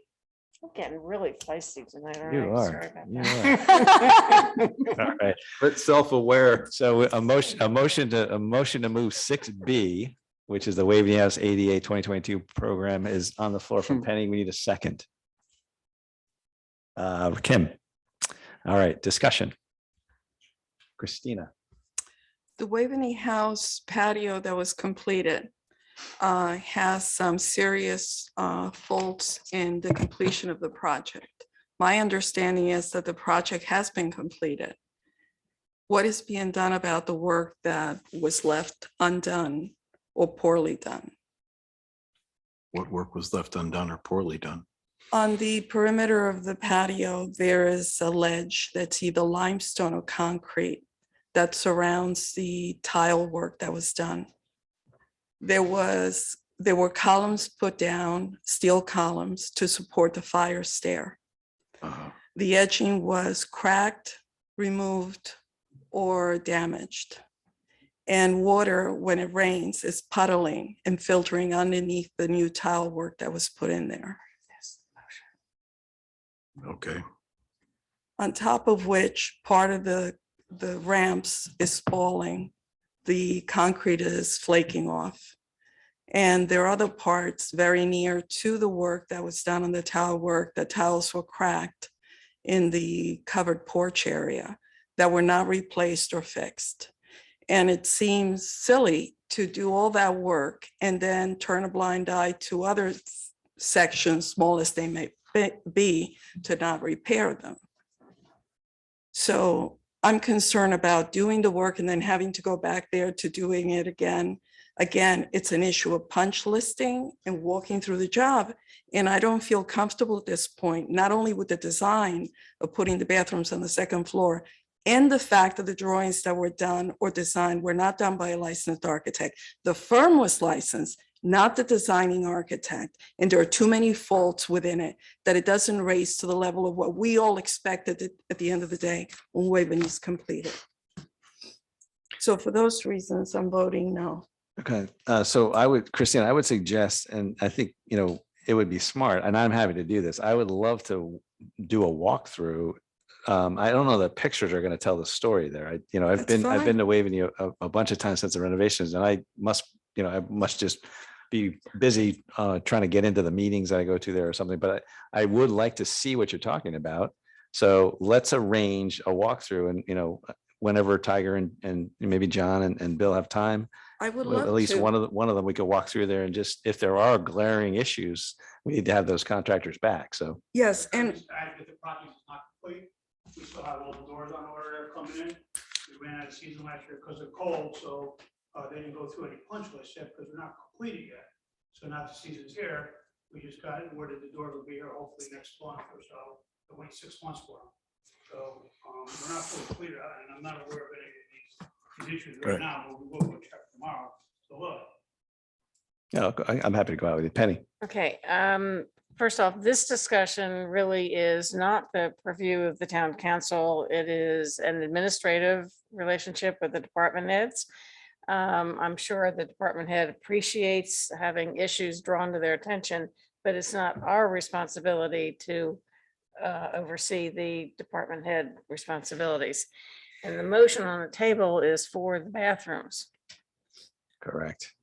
I have to say, Penny, that I tried to get a meeting together with the department heads, which you blocked. So, I didn't when- block and I anything. said it to you, then will be discussed at the meeting.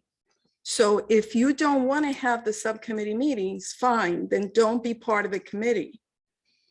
I didn't block it. So as far as our responsibility to the taxpayer is to fund the monies to do the projects. I understand I that. just don't want to go back and redo the projects again or see that they were damaged or not done properly, because at the end of the day, we're still responsible for every dollar that's spent.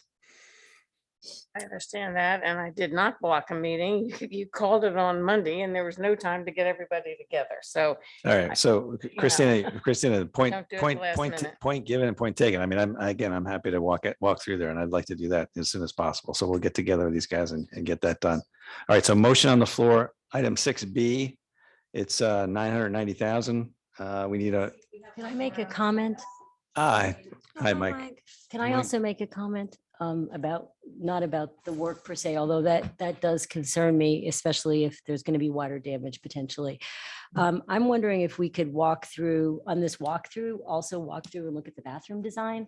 Because one of the things, I'm completely in support of ADA bathrooms, no questions asked on that. But I am concerned about putting them on the second floor versus what we were talking about before, is having them on the first floor, being able to renovate the bathrooms that are there now for weddings, which is one of the uses being proposed of Waveney, and putting in an ADA bathroom on the first floor for the same amount of money, roughly, I think. We haven't gotten that estimate. So I know there was a committee that was formed, but I think it's worth revisiting the issue, just because times have changed and this has been on the table for a while.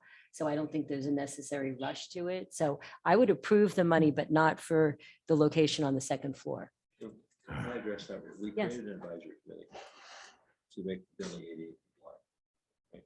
The building is an institutional use now compared to a home. So all the old bathrooms we're not going to renovate the old bathrooms. We're going to create a bathroom for dozens and hundreds of people to use the building. And that requires it to be on the set. We couldn't do that on the first floor without doing it outside, adding out of the building. So respectful of historic preservation of the building, it has to be done in a location which is the second floor, which requires an elevator also because we have to make the second floor compliant for access. Yeah, I guess my question is, It's institutional use. It's an institutional building, it's no longer a private home. We have to meet municipal standards for an institutional use. so There's no debate about the need for it. Yeah. On the second floor. So I hadn't heard that there, like, I thought there could be one ADA bathroom and that would meet the standards. I didn't know there had to be additional bathrooms. So It's a question of the size of the building, the number of people in it, and how many bathrooms you have to have by code. So this is not something we can debate. Based upon occupancy load, it's not. The design of it and look is something we could debate, but as far as the requirement that we have it as an institutional use for the number of people that are in the building, it's not debatable. So can it be relooked at to be on the first floor? No. There's no space for it. No space for It is There's no space. possible, Kevin. Well, there was a committee that was formed. that Yes, made- which they- Kevin disbanded. The committee didn't agree on the location. the Didn't committee- it? the committee agreed We'll on go back to the location. minutes and, you were on the committee. You may have been a minority voter, but you were on the committee. I think it's unfortunate that we've now had 4 new people come on to the council. They have not had the benefit of a presentation of the results of the investigation and where the, We can certainly have and I think that architect that come would back and probably give be the, helpful. give the presentation that was given to the council multiple Yes. times. We can have them come back and do it again. I'd suggest that. Mhm. Use of the building hasn't changed. Code applies for municipal institutional use. We don't have a lot of discretion unless you want to add on to the building, which the preservation is no longer. So I wonder if it would be helpful if we would table vote on this until we can have a presentation so that the new people can be aware. We can I don't have that think it- before any of the bond resolutions. If you Right. want a Yeah. presentation on more because you can still not approve the bond resolutions. Yeah, you still have another, you That's still, true. you still have That's true. another, you still have another bite. But let's arrange so that Steve, the new council members can presentation see first. what the plans are. We can Table certainly have this. another, we can have a presentation next month at your next month's meeting for this, if you want. That'd be good. I have All no right, problem so asking them to come back and give what was that given before, a synopsis of all the entire process that we went through to get to the point where we are now. Yeah. And then we give you the path forward or what we're trying to achieve on the path forward. So we can certainly have the architect come back next month. are we, we're not risking any cost escalations or anything like that by doing. We're already in by- it, Okay. so. We're in it. I'd suggest that we do the whole ADA program And have for them give the Waveney entire so that presentation that they the gave new people before. know what the 3 phases are and how they've been timed. I think we'll go back to what the, the final presentation that was given to the council, which had the 3 phases in it. Now that we're in the second phase, we've already done the first phase to the other 2 phases, but you can see from the start to finish where we started and where we wound up. So that You everyone also can understand go how we back and got look there. at the video of the prior meetings. I mean, this was all done. And unfortunately, because of COVID and timing and the switching of the order. So it's not as though this council hasn't seen it before. But I think we have some questions. So like, again, it's nothing against ADA. It's just a question of understanding what the municipal requirements are. Like you said, I'm not aware of what they are and why they had to be moved to the second floor. I mean, I know there's a coat room. I mean, I don't know if you could use the coat room. I mean, there's different ways of doing things on the There's a first floor. great I change mean, on there's the a coat billiard room. room that could be used as a bathroom. I mean, there's so many different places on the first floor that could be used as a bathroom. So I'm just trying to understand. I don't even know what the requirements are before I can even vote on this in terms of what makes it, like you said, Kevin, a municipal building as opposed to a home. I totally understand that. I'm not aware of what those requirements are. And then once I know those requirements, then I would be able to make an informed decision about, what are our options before we go to the trouble of putting on the second floor. We've looked at all the options and this is the best option that we had. So that we didn't have to take away the billiard room, which is a fantastic room, or the library, which is another fantastic room that actually should be utilized and haven't been. So the thought is we can give you that, plus we can give you a primer on what the ADA requirements are for municipalities, because there's an entire titled section just for municipalities and what we can and cannot do.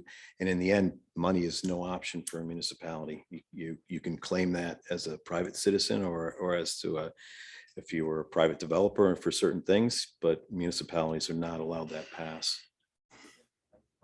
Preservationist, I meant the state historic preservation. Yes, I know. Yeah. Plan this for this.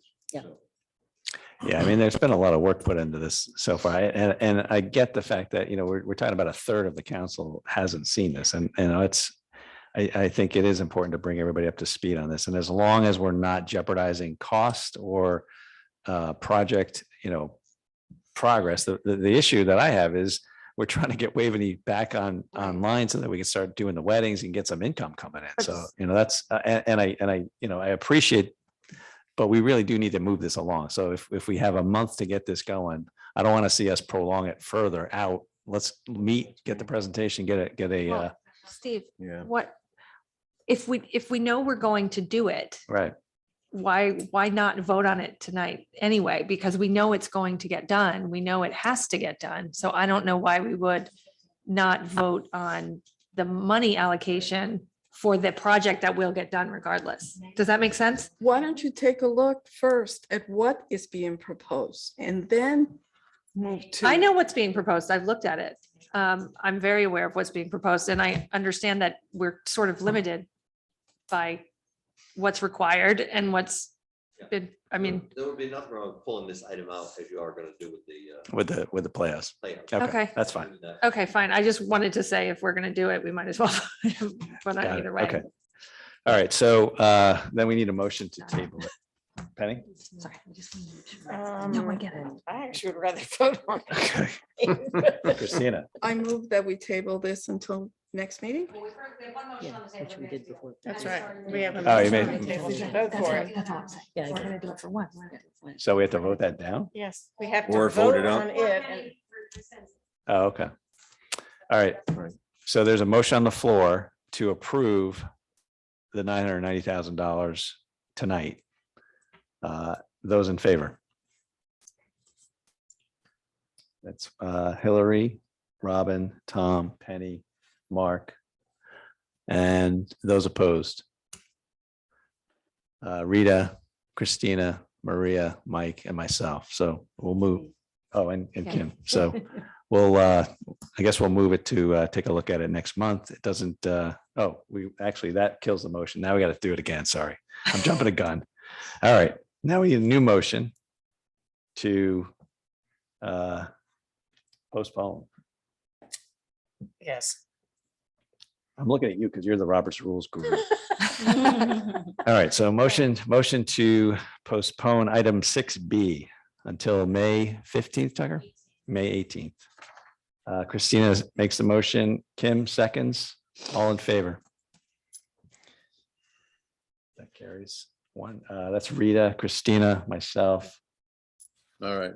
Tom, Kim, Maria, and Mike And Mark. and Mark. Opposed. No, it's not. Not unanimous. Opposed.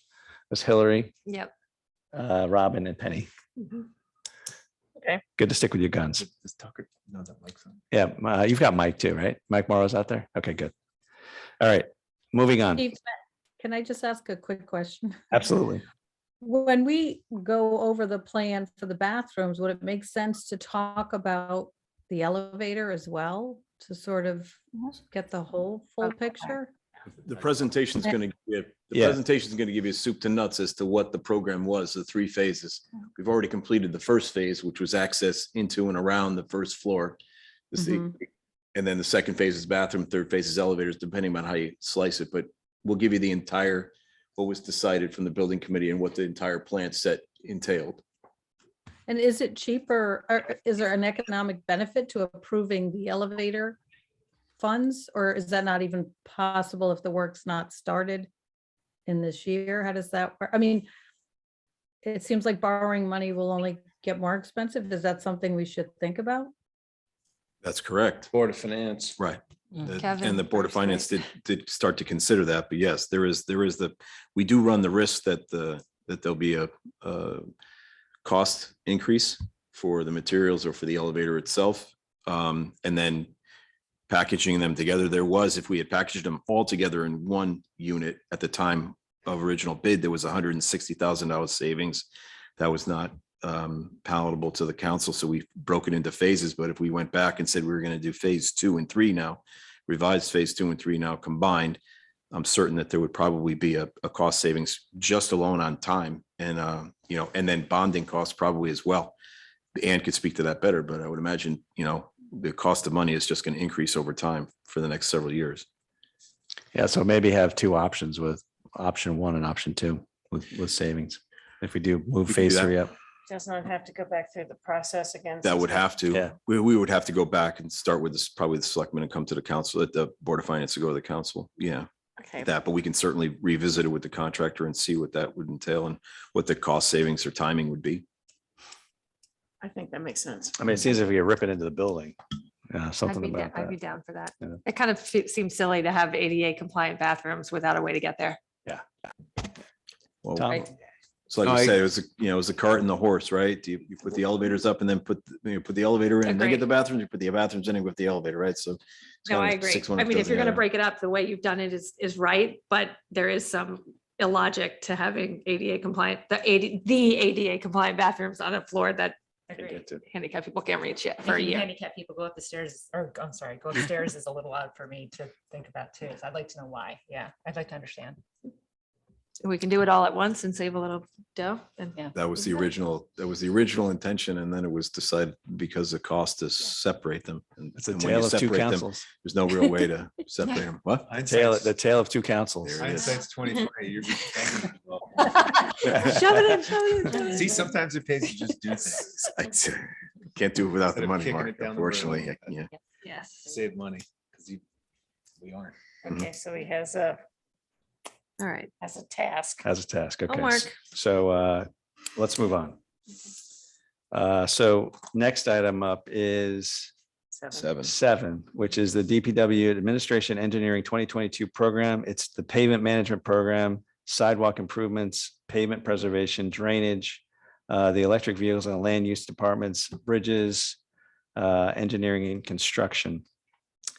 And that totals $2,795,000. I need a motion. Mark, second. Rita, discussion. Any questions? We've seen very long presentations on all of these items. So anybody? Maria, Mike, you're good. Okay. All right. Then we need a motion to approve. Need a vote on the motion. Mike, are you raising your hand out there? Yep. And that's unanimous. Thank you very much. Thank you. All right, item number 8. This is the DPW Highway and Transfer 2022 program. It is the 2-wheel drive dump sander, a lowboy dump, a loader, and a landfill mower totaling $530,000. We need a motion. Tom and Mark seconds. Discussion. Go for it. All right, call the vote. All in favor? That's unanimous. Thank you very much. Thank you.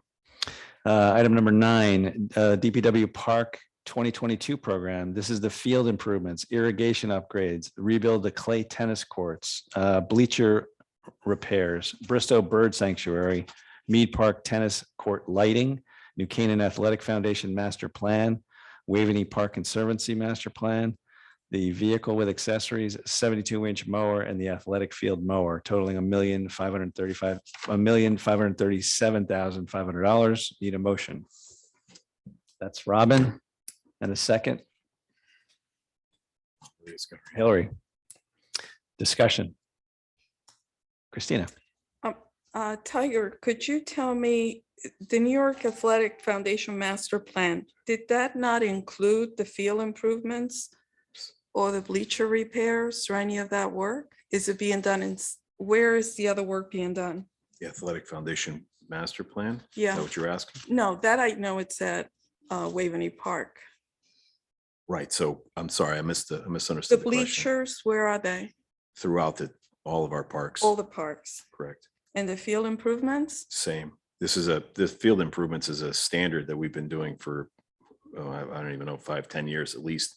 If not, these are baseball repairs, soccer repairs, where we've got wear marks in the soccer where the goalie stands, or for baseball, you take off the lips and, make it safe.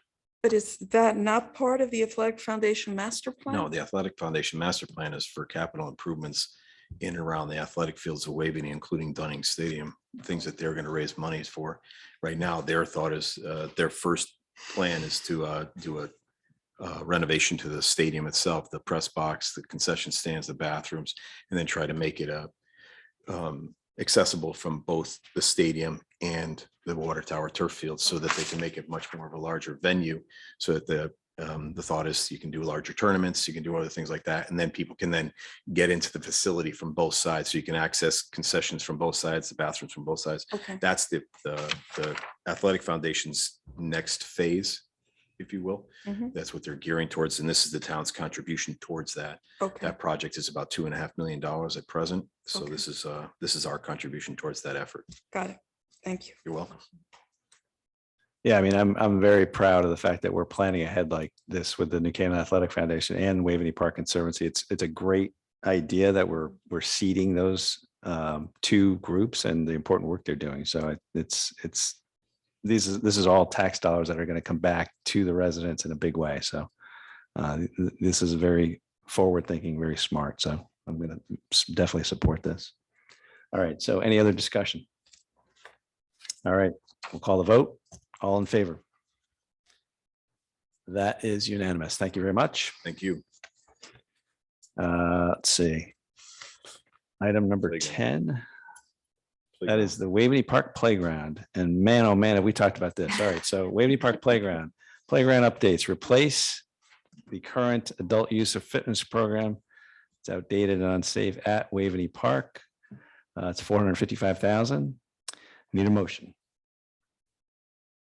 Tom makes a motion. Second. Robin, seconds, discussion. Christina. Thank you. Tiger, Yes. with regards to the playground upgrades and the special needs playground, is a fence around that playground area included in this? There's a fence included around what we're trying to do. Special needs. Right, around yes, around the athletic facility itself. We'll try to fence that off to make it a little bit more difficult for children to get into. Okay, so the playground itself for the regular little kids is going to be open, but the other one will be fenced in? Right. Okay. Yeah. Can we put a sign that adult supervision should be in that area or anything like And that? certainly. There's one there now. Right. Yeah, it's not adhered to. I was talking to John today on the phone and he said there's 4 kids on the athletic facility right now and there's a parent standing next to them. So we can certainly sign it and, we try to shoo them away when we can, but it isn't well received when we ask people to kind of, if you can imagine, it's not well received when we actually say it's an adult fitness area, not a children's playground. So, but we can certainly sign it, especially if you have the playground, then we can sign it and say, listen, this is for adults only, or for, and please kids, arrow to the left for the kids, arrow to the right for the parents. And we can Well, go from maybe the gate should not be through the playground area to get into the other area. Maybe you should have it a different entrance to prevent the kids from going forward. You know what I mean? You could try. Yeah, we were also looking at trying to use it as a backstop, right? To stop the kids from actually then migrating across the street, because we didn't want to do. That'll all shake out as we go forward in the design as to how best to lay out both facilities together to be a little bit more cohesive, I guess would be the best way to describe that design. We're it's still in the infancy right now as we're gathering input from Board of Finance and you from the town council as to what you'd like to see. That'll shake forward into the design itself. Mhm. But yeah, signage will be part of it. Yeah. And we're hoping that at that point in time, there'll be adherence, right? Yeah. That the kids will want to go to the playground and not want to go to the facility. It's a little tough because it's still be an attractive nuisance, but It's not to make, I just don't want to make it easy for the kids to say, oh, I'll go over to. we're the trying not to. That's the reason why we were fencing it off, is trying to make it harder for the kids to get into that area and easier for the playground, right? If we did it the other way, it'd be easier to get into the facility, right? So Yes. we want to do it where we fence off one and not the other, and so that Okay. the kids will get to it. And that's why they'll also putting into the back, right? Because then they'll get to the playground first and stay in the playground is the hope. And then hopefully, as people pay attention to what we're doing, they'll notice that it's not for children, right? The parents will they'll have another place for their kids to go, so they won't have to bring them to that facility. The special needs area needs, I guess the new equipment will meet code. It should have gaskets or something to prevent fingers to go into the different openings it has. This was to code as well, but yes, it will be. Okay. As far as it goes, the consultants and the equipment manufacturers they're all code compliant, and they make sure that everything that we do is code compliant across the board, not only for safety, but for ADA access and things of that nature. So all those boxes are checked, I guess you would say. Great. Thank you, Tom. Just some sage advice from a 77-year-old grandfather who had to chase a 3-year-old grandson around a park last summer. The kid will go everywhere. Yeah. Unless Two there's boys, a I know. gate, he will go everywhere. Remember those days. It's the joy of being a grandfather. It's so much fun. For the first hour. It Ada. gets better. Something Tom. else, The kids are gonna go in there. I mean, they're gonna go in the other. So my experience, again, I'm gonna take my California experience because there's so many parks and they have fitness equipment and they have playgrounds. I still think we should have both. But when they have fitness equipment, it's still pretty safe. Like it may not be built for kids, but it's not hazardous for children. So I think we can be careful, like, or the equipment that we're choosing. It'll be carefully selected. Yeah, I mean, I think there's some amount of common sense that needs to be included, because those kids are going to go on it. They are. And I think, with the signs, it's kind of at their own, it's the parents need to know that there is a potential danger, but they're going to go. And I think it's just having safe equipment, that's first and foremost, which we don't have right now. So I think it's going to be a lot about common sense. You know what they say about common sense. Any other questions or discussion on this item? No. Other than, will we be able to test it out when it's done? Yeah. Absolutely. We can have you do it first if you'd like. I'm going to do the Play good kids playground. playground. All right, let's move it to a vote. All in favor of the Waveney Park Playground 2022 program, raise your hand. And Mike, you out there? That's unanimous. Thank you very much. Thank you. All right, next item up, item number 11, Dunning Stadium Lights 2022 program. This is the Dunning lights, field lights and LED technology. It's to remove and replace existing light towers. We've talked about this at length. Existing light towers and lights are outdated. The item is $450,000. We need a motion. Christina, second. Robin, discussion. That's a pretty easy one. Okay, seeing no discussion, all in favor? That's unanimous. Thank you very much. Moving on to the Irwin Park Boardwalk 2022 program. This is the Irwin Park Boardwalk at Irwin. We've talked about this. This entails the installation of the trail through the wetlands area in the southwest portion of the property, consisting of approximately 600 linear feet of graded gravel. The item is $175,000. Motion. Christina makes the motion. Second. Hillary, discussion. Penny. I have a little bit of a problem with this from a process standpoint for two reasons. One is it bypassed the Board of Selectmen when it went through the budget process. And secondly, it hasn't gone through wetlands. And since this is going through wetlands, I would actually like not to vote on it until it's gone through any problems that may arise as it goes through the wetlands approval. Problem I have is I But need a we're little bit kinda- of money. I need money to finish the design to be able to go to wetlands to then bid it. So. Oh, it's so not you necessarily need seed money to finish the design. Seed money, yeah. Huh. We've done boardwalks through wetland areas before, Bristow, the Nature Center. So and what we're envisioning, or what the materials that we're using, have been approved at both, and actually have been what the wetland board likes to see, or the commission likes to see, as far as this diamond pier, which is reduces the amount of excavation that is necessary. It actually takes it down to virtually nil at that point in time, since the pier sits on top, and then there's a rebar that's drilled through that actually holds it in place, instead of having to excavate a footing. It's actually a footing that's on the ground, and it's worked quite well. But yeah, we can certainly try, but I don't think we'll fail at the wetland board or wetland commission at present. And if we do, we just don't do the project at that point. We have to come back. There's no rush for this.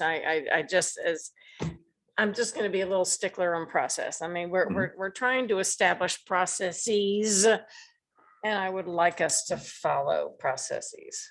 Yeah, that's the second part of our discussion in this item number 7 is we're going to have an approval process discussion for next year. So we'll move to that as well. Tom. So what I've seen is that the design of this project is fabulous. I think it would be incredibly useful, nice addition to Irwin Park, but I have a series of concerns. One, we've become accustomed to seeing projects like this initiated like the Waveney Park Conservancy, and many others, where private money is put up in a public-private partnership, and I don't see that here. And I think it should be that way. I also while I think it would be a tremendous boon, I think Irwin already is a tremendous boon, and we haven't even paid off the debt. So Irwin? have we? Yes. No, we're almost done. Almost there. Almost there. 2 years? 3 years. And so, and of course, the question of is it a critical need? There really are a lot of trails for people who run out of trails in Irwin Park. There are a lot of other trails. It's the only handicap trail Oh, that we have. Yeah, that was gonna be my But point. how do you get there? If you're handicapped, how do you get to the handicap trail? You park Got to go, and through- you, what do you mean, how? you've got to go all through the park to get to. No. The whole park. The is- whole is trail is handicap handicapped No, the whole accessible. trail is handicapped. Absolutely. It's all you mean the current Yes. trails? Yeah. Okay. The current trail is all great, Yes. is all Yeah. ADA compliant as All right. the slope and grade. So anyway, so I've expressed my concerns. I won't be able to vote for this one. Okay. Hillary. I think those are all fair points. I think the process point is a fair one. I support this mainly for the ADA compliance issue. I think any place that we can expand trails further out for those in our community who can't access the many hundreds of miles of other trails that we have is a positive thing. I mean, Irwin is wonderful. It is our sort of, it seems to me, our smallest area of trails. So to the extent that we could extend that for other members of our community, I think would be a great thing. It's also, a perfect sort of size for young kids, which I'm always thinking about too. And I think it's a worthwhile project, so I do support it. Thank you. Mark. For the sake of transparency, can Penny go through why the process was not the way we want to see it? So the public knows? So that the public would know, it bypassed the Board of Selectmen and went just to the Board of Finance without having a recommendation from the Board of Selectmen, which is how the budget process proceeds. The budget process had gone through the Selectmen already and to the Board of Finance, at which point it was late breaking presented to the Board of Finance. So Tiger, is this something that comes through you, or how does it? Well, the garden club came to us with the idea, with the proposal, and to Penny's point, it did come in late in the process. So by the time we had submitted our documentation to the Board of Selectmen, while we were working through design and exactly how much money it would cost, originally the estimate was at 400,000 because we were looking at an entire boardwalk. Then we actually broke it down, took a look at the grades, took a look at what was necessary, and we were able to actually come up with a 300-foot boardwalk and a 600-foot trail, 300 on either side to gather the 900 feet. That took some time, and we did miss the Board of Selectmen, and then the Board of Finance took it up on their own accord, brought it So- forward and asked us to present it. So, but why couldn't a number have been put into the budget for the Board of Selectmen? At the time, it was $400,000, and we weren't ready to bring it at that point, to be honest with you. It was it was very much in flux as we came forward, as our many items that we have on our budget, and we just did not have it, whereby if we, also the thought is if we put up $400,000 as an item, then come back to you and say, oh, no, it's 200,000. It doesn't necessarily look good for us either. I'd rather put back the number that is correct versus having to amend it midstream because I just did another calculation and just showed that I could save you 50%. So that 400 is not the number that's split between us and the. No, it was a $200,000 build in the end. What the thought was 175 to 200 grand based upon previous estimates that we had gotten for work that we had done at Bristow and work at Nature Center, as far as how much it would cost per square foot for a boardwalk, and then how much it's cost us to put in trails 8 feet wide in Waveney with the same materials. So with that, when we broke it all back out again, looking at it, saying $400,000 is a very large number, that's why. So it took a little bit of time to work through those numbers. And, they did go through Park and Rec, missed the Board of Selectmen, and then the Board of Finance took it up. So Great. Thank you. You're welcome. So Tiger, we tabled a couple of these just sort of as get more information. Obviously Monday night, we've got more information coming. Tell us, I'm not hearing that we're against the project, but I'm hearing that, we just, either need more information or want more process in place before we make our final decision. If we were to delay or pull this and not, we don't want to kill it, obviously, we don't want to kill it, but what's the impact if we did sort of table it like we've done these others and come back to it? Well, I guess the question is, when would you come Yeah, back like, to it? you know, Would it be May? at our next June, or meeting, yeah, what? our next meeting would be May. You'd have, by that time, I don't, is the Board of Selectmen, Kevin, do you guys want to weigh in on it, or are you? Not sure what our vote would be, to be honest with you, so. Okay. I just leave it to you. What- A little hot potato there. I guess Steve, the question is if the process is, it didn't go through the right process, but we can't fix that. Right. And the So Board of we Finance- ultimately, to respect the fact that Tiger has to move forward, you know, we do have to vote on it. Yeah, yeah. Well, that's a tough one. Maria. I was gonna say also, yeah, the Board of Finance approved it, so in deference to their decision, I mean, I support it. I think it's a great idea. And I was gonna say, this is one of the ideas that we had this year that actually got a lot of public support in the form of letters and people speaking in support. So I think that's important. The other thing is, if we wait the month, are we then gonna borrow money at a higher rate or something like, is it just gonna get more expensive rather than just approve it? Okay, thank you. Mike, anything? Okay. All right, any other discussion before we call the vote? Everybody comfortable? All right, so we had a motion by Me.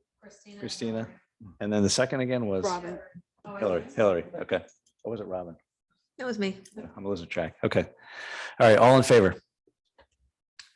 That's Rita, Christina, Mark, Hillary, Kim, Robin, Mike, and Maria.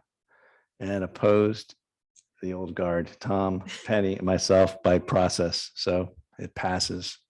And we'll talk about the process, especially the town council process in the next portion of this meeting. But let's move through. All right, so next up, we have moving on to the schools. Item number 13, schools 2022 program. That is the 220 Elm relocation, engineering services, East School boiler replacement, East School floor tile, East School fire alarm, West School boiler replacement, West School piping and propane tank, Saks renovate parking lot and curb repairs, Saks masonry repairs and repoint brick, Saks floor tile replacement, Saks elevator upgrade, auditorium lighting system replacement, totaling $2,633,750. And I need a motion. Mark, second. Tom. Discussion. Yeah, I mean, we've had our full presentation on this whole, all of these items, so I think I'll call the vote. All in favor? And that's unanimous. Again, our biggest asset is our school, so we got to keep up with these buildings. They do require a lot of maintenance. Item number 14, Innovation Center 2022 program. This is the Innovation Center. We're going to begin transforming the media center to best suit the needs of innovation initiative allocation between schools, determined based on additional research. We've talked about this item at quite a few meetings, and I'll need a motion. Rita, second. Christina, discussion. All right, call the vote. All in favor? That looks like. Can I just say something? Yep. I had my hand up. So I support this, but I just don't like not knowing what it's going for. I mean, I don't even have, it sort of reminds me of some of the other votes where we just don't have a handle. Like, I'm not sure what this is funding. And when we talk about process, maybe that's something we can bring up. Sure. Good point. That's All it. right, so that was a unanimous vote. And, Brian had tried to explain what this was going toward, and you know, it is something we can ask for either a look at when it's finished or the plans going in. I'm happy to ask him if we could be involved in at least seeing the final program at this location. So, but yeah, we can talk about that. We'll talk about the process later as well. All right, item number 15. This is the planetarium refurbish. So this is a refurbishment of the planetarium at the New Canaan High School, $350,000. Need a motion? That's Hillary. Second. Mark. Discussion.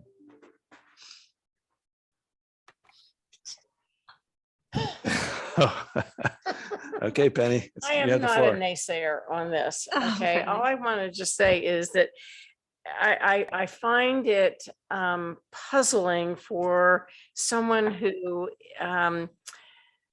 goes out of his way to be resourceful in bringing information into a decision.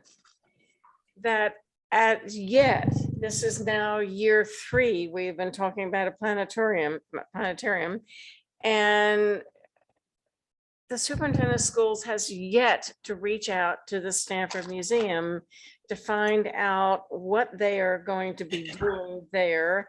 They have world-renowned astronomers and scientists engaged in the development of their $15 million astronomy center. Because I don't want to see either duplication of efforts or not taking advantage of opportunities for complementary, be it with an I or an E, complementary programming. That's the whole design of the Stanford Museum, is to be providing these programs regionally. It's not just at the museum. It's so that schools, unlike us, because we have the resources, will have the astronomy courses. So I'd like to see a little bit more commitment to partnering with the museum and taking advantage of their expertise as we develop ours. And it's not just the company. I mean, I almost felt like I was at a sales pitch today.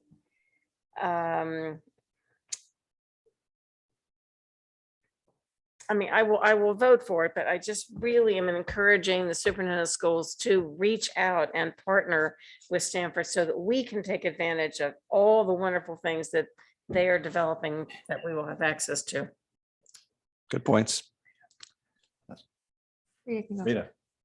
So I support this, but I do want to kind of go on record on why I support it, because I went back and forth. At first I thought, oh, it's a great idea because it benefits the students. It could have benefits outside of just the high school, the other schools and community.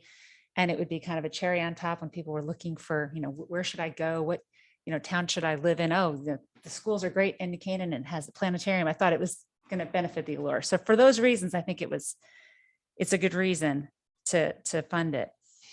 After watching the presentation, I actually, I hesitated a little, Penny, I think you brought up a really good point. I think that's something Brian should be doing. I also think there's new technology out there called virtual reality, which, when you put a headset on, it's actually, you see the full sphere, not just a quarter of the sphere, which is an even more in-depth, experience. So I kind of went back and forth, but then, I went full circle, because what an Oculus or a virtual reality experience provides, it's a very singular and passive experience. Whereas this planetarium is it's a communal experience. And there's so much more that can be done beyond just, looking through those glasses and seeing the stars. And I think, Brian had a lot of those examples. He also mentioned, when I talked to him later, that there were other ways to utilize that planetarium as maybe even a revenue generator for a birthday party or for a community event. So I'm now back to supporting it, but I do think that would be a good suggestion for Dr. Letzi to reach out to Stanford. But I was very troubled on this one and I went back and forth, but at the end of the day, I do think this is a good project to fund. Thank you. Maria, Mike, anybody out there? Any discussion? Okay. Anybody else? Some of us were able to go to the presentation today at the planetarium. There was a demo of the new equipment and they did one at 12 and one at 4. So I saw some of you at noon, but one of the things that struck me was that it's not only astronomy, but we got into earth sciences and biology and other sciences that will be able to utilize that space. And I always thought of it as, hey, a bunch of, we're looking at stars, but then we started looking at, different bodies and earth sciences. And that was really neat. So I think they're going to utilize that room. That'll be probably one of the most utilized science rooms in the building over there. So very exciting. One of the things that Dr. Lutzi mentioned that I thought was key is that it's so close to Saks and to South that it's walking distance and the other schools can use it. Yeah, another good point. All right, let's call it. All in favor? That's unanimous. Thank you. Good discussion. All right, item number 16. This is the big one where, not the big one, but this is the one that's grouping, grouping all the small things into the one big.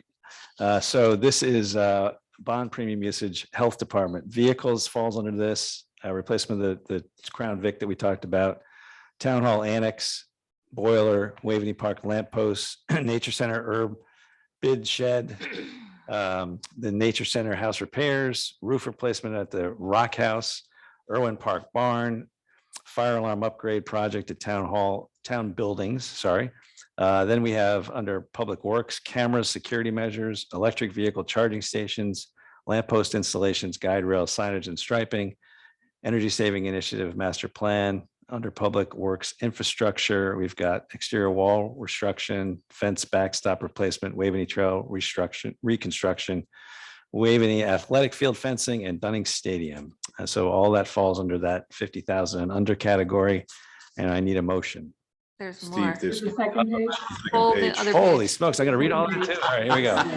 It's like, don't you barely scratched the list. Yeah. You just read the bottom. Keep going. That's all right. So the disc golf course, water fountains, Mead Park tennis walkways, Mead Park colonnade improvements. Under public works parks, we've got trailers, leaf box and vacuum, the infield machine, utility carts, ride-on mowers. Under the Conservation Commission, it's other land acquisition fund at 50,000.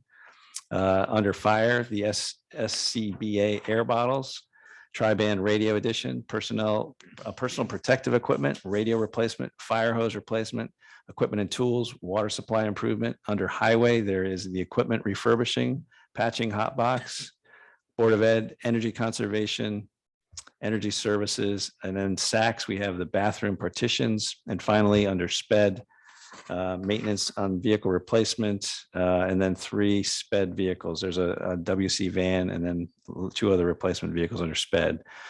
Total bond premium is $1,180,602. Now I need a motion. Hillary, and a second. Tom. Discussion. Christina. I'm sure you were surprised. I have to say that I would have liked to, and I don't understand why the Vine Cottage, the Audubon house roof, and other things are not included in this spectrum of projects. I'm without words because the Vine Cottage needs so much repairs. So the Vine Cottage at the time, we were looking to sell it. So that's why we didn't have any money or capital monies inside the budget. Subsequent to that, there's been a change, and we went out and received a couple of quotes. We went out to bid, and the selectmen approved the contract to do some minor carpentry repairs to the outside of the building and paint the building. So at least that'll be taken care of. That we'll go to the Board of Finance for approval of a fund transfer so we can pay for it from existing funds from projects that are either completed or, have leftover monies. As far as the Audubon House is concerned, it was actually taken out of the budget by the Board of Finance. We had a $200,000 line item in there and it didn't make it through the Board of Finance. At the time, they cut it. Well, So the holes, I mean, the building is being. we're going to try ruined. to preserve the building and while we wait for, what the Board of Finance asked was for the Nature Center to come back to them and give another presentation similar to what the Powerhouse is doing and similar for the Playhouse. So we just have to schedule that with the Board of Finance and then the Town Council as far as that, since you hadn't seen that part of the presentation. But in the interim, we'll go in and try to see if we can't necessarily either tarp it or tent it or do something to be able to preserve it while the decision is being made as to whether what the final disposition will be of the building. Okay. But it's our hope to keep it. We just, the problem is that we hadn't had a use for it. The Nature Center's come forward with a use for the building. Now we have a use for the building and we'd like to try to save it. So it just unfortunately got cut from the Board of Finance. So you didn't see that part of the presentation. I just don't understand how things like whether it be, and I don't want to pick on any particular thing, some things that are not as important are not. Does it seem random to you? Yes, it seems random, but it seems that there's more attention paid, whether it's to the parks or to the fields, and the buildings just go unattended. Not all of them. I'm tend just to saying disagree, there are. but buildings. there's no randomness associated with it. We have a well, the Savin report that we have, and we have, the facility dude report that we have for all of our buildings, and they have a plan associated with them. One of the problems that we have is we don't have a use for the building. The Board of Finance and this council says you don't have a use for the building, come back with a use for the building before we give you any money for the building. In that interim, we run into a problem whereby no monies are allocated for routine maintenance and the building sits in a fallow building is, building lying fallow is not good for anyone. Or if it's lying empty, it's probably worse. So that's where the problem comes in, is when we have a problem where we don't have a use for a certain building and therefore capital monies aren't set aside for that building because there is no use. Problem is that you always tend to find a use later and it costs us money to get ourselves back to that point. So, the thought is to try to then either find a use for every building or give us the money to preserve it while we're trying to find that use, because we always seem to find the use, might be a year or two out. But there isn't a randomness to it. And we bring everything forward. Some make the cut, some don't make the cut. But protecting the buildings and protecting. I don't disagree. I don't disagree. It's just that it's a question of if we're not offered the money, we have the monies to. I have no fat in the budget, so when I don't have any extra. There's no extra at the end of the year. Ann knows we'll be scraping nickels by the end. I'm on my last tree bid for this year because I'm scraping nickels for the tree service. So that's the problem, is the fact that what we would like to see is if we come forward with something that needs to be done with the building, even if it doesn't have a use, provide us with the funds so we can save the building, because we know eventually there's always going to be a use. Now, a potential use came forward with the potting shed, either being bathrooms or a black box theater. Same exact thing with the Audubon House. For a number of years, it was don't do anything with it. We just want to knock it down. Certain aspects of town government wanted to see it knocked down. Well, the Nature Center wanted to keep it. Now they have a nice use for it, right? If it's to increase their programming, that would be probably a pretty good use for that building. Yeah. So that is the problem. That is the rub that we have. If we don't have a use for the building, we tend to not gather funds for it to try to preserve it. So we've run into that problem with the Vine Cottage, we run into that problem with the Irwin House. We've run into problems with that in other locations. But we'll continue to bring it forward and hopefully they'll make the cut. Okay, thank you. You're welcome. Any other discussion? You shouldn't be scraping for pennies, though. No. Well, it's either you call it's proper budgeting that we're getting right down to the end and we're on our last dime, or how you want to look at it. All right, let's call the vote. All in favor? That's unanimous. Thank you very much. That concludes the capital project vote. Thank you, Tiger. Thank you. Thank you. Thank you very much Good night. for all your work. Moving on to the next part of that discussion. Some of us have raised questions about the town council's role in these capital projects and trying to prioritize and get a better handle on the process as well as the prioritization of some of these items. So, some of you have come to me and said, we need sort of a written document a roadmap for the council. So Rita actually took a shot at crafting a little document, and I've asked Penny to look at it as well. Where this will reside, it may be in the town council rules, or we're not really sure where that's going to go yet. I'm sure the ordinance committee will weigh in on that, but I'd like to get that on our next month's agenda because it's already 9:30. I don't want to go a deep dive into that right now, but can we continue to look at that document, Rita, and maybe circulate it and get the feedback from the council? Yeah, and I just want to, it's a draft, Yeah. obviously, and it requires everyone's input. So when you look at it, it's not a final product, and it's, I just want to make sure people, it's It's a work in very rough progress. first draft. Exactly. But if you have any questions about how it was formulated, I'm happy to answer. Yeah, and I mean, I think we don't want to complicate it. I think it's the simple, more simple we make it, the better. So we'll Agreed. work on it. Okay. Steve, can I ask a quick question? Sure. And it might be something we discuss next time.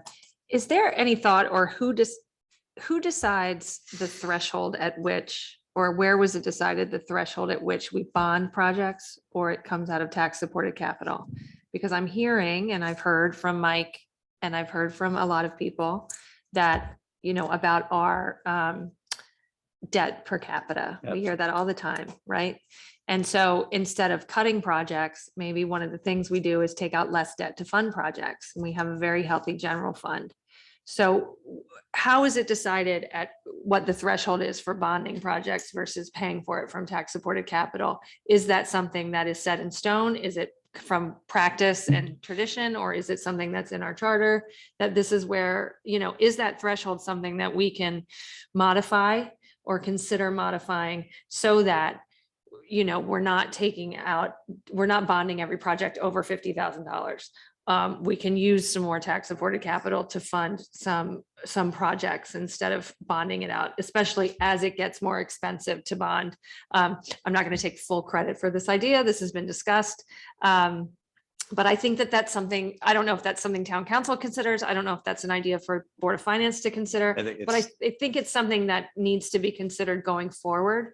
And That's a great good point. use for taxpayer money that we do have a very large general fund, and that's our taxpayers' money that's sitting there. Yep. And so I think that, to the extent that debt becomes more expensive and we are concerned about the debt per capita that we're holding right now, that's another way to do it instead of canceling putting projects off or canceling them altogether. That's another way to look at it. Maybe it's how we finance it. Going forward. So that's a great point, Hillary. And I think Board of Finance, when they look at that general fund, first thing they do is they say, okay, we have to be at X amount of dollars for our AAA rating, right? So if Sure. it's 26 million or whatever that number is. It's 10% of our. Right. And we're way above that, right? Right, Penny? but also they use some of that is used as a lever when they need to smooth and to try to keep the mill rate down. So Yeah. that's something that's been in their tool belt for a while. So Right. But it is a good point. I mean, one of my favorite meetings that we've had over the years is when our bond counsel comes in and he speaks to us. And I don't know whether we can get him here oh, it's her now. Patty Dawson. Oh, okay. All right. So great. So Even Might I better. just address that? yeah, go ahead. Board of Finance does have a debt policy committee, is it? Is that what Yeah. it's called? So they set that level of $50,000. Okay. But also when we bond things, we don't bond them necessarily for 20 years. I mean, if something has a useful life of 7 years, it would fit into the 5 or 10-year Okay. category of a tranche of an offer. So the fact that we're bonding something doesn't mean we're going to pay for it for 20 years. If something has a useful life of 20 years or more, we're clearly going to bond it for 20 years. Right. Okay. I just think it's something to think about, just another way, a creative way of thinking about financing things. And maybe it's not. That's But really, that's really the job of Listen the to the Board of Finance meetings because they go into really serious discussions. Yeah. About this. I mean, they take however many millions out of the general fund to lower our taxes. Oh, sure. And, we've got a $17.5 million police building coming up. So what are we about 28 million right now? In the 29 million. 29 million, so minus 17. Well, we're and going to bond that though, aren't we? I mean, my point is we have this very healthy general fund that to me sort of looks like a bit of a rainy day fund. And we were very concerned about COVID seemed to me like the rainiest day we thought we were going to face, and we fared extremely well. So the idea that we have to keep a ton of money in there for a rainy day is starting to seem a little excessive. So I get that we need a certain amount for a AAA bond rating. I get that we need a cushion to smooth our mill rate. I think that's all fine and good, but there might be a little bit more there that we can adjust the threshold at which we bond. That my only point, if we're concerned about the amount of debt we're taking out, it's just something to noodle. Really avoid to think a about. issue, you know. Yeah, sure. There are people in your camp that have Mhm. healthy general fund, but still, it's there. So Kevin, is it reasonable that we could have a small presentation from bond council at some point? I mean, is it So something? that's kind of a technical. Yeah, yeah. I mean, you know, it's- Policies are made by the Board of Finance. Right, but You might have a presentation from Todd in terms of what the debt policies. well, because I remember seeing graphs over the years about how much debt we had, and you know, it was really informative coming from the bond council, but you know, It's it's more about the philosophy, right? It's not like the technical aspects of it, it's but more It's it's more philosophy. the philosophical approach that Conservative. that we'd want to hear about. right. Okay, Thank you. all right, moving on. Hillary, I think what you're saying is the alternative is to tax instead of bond.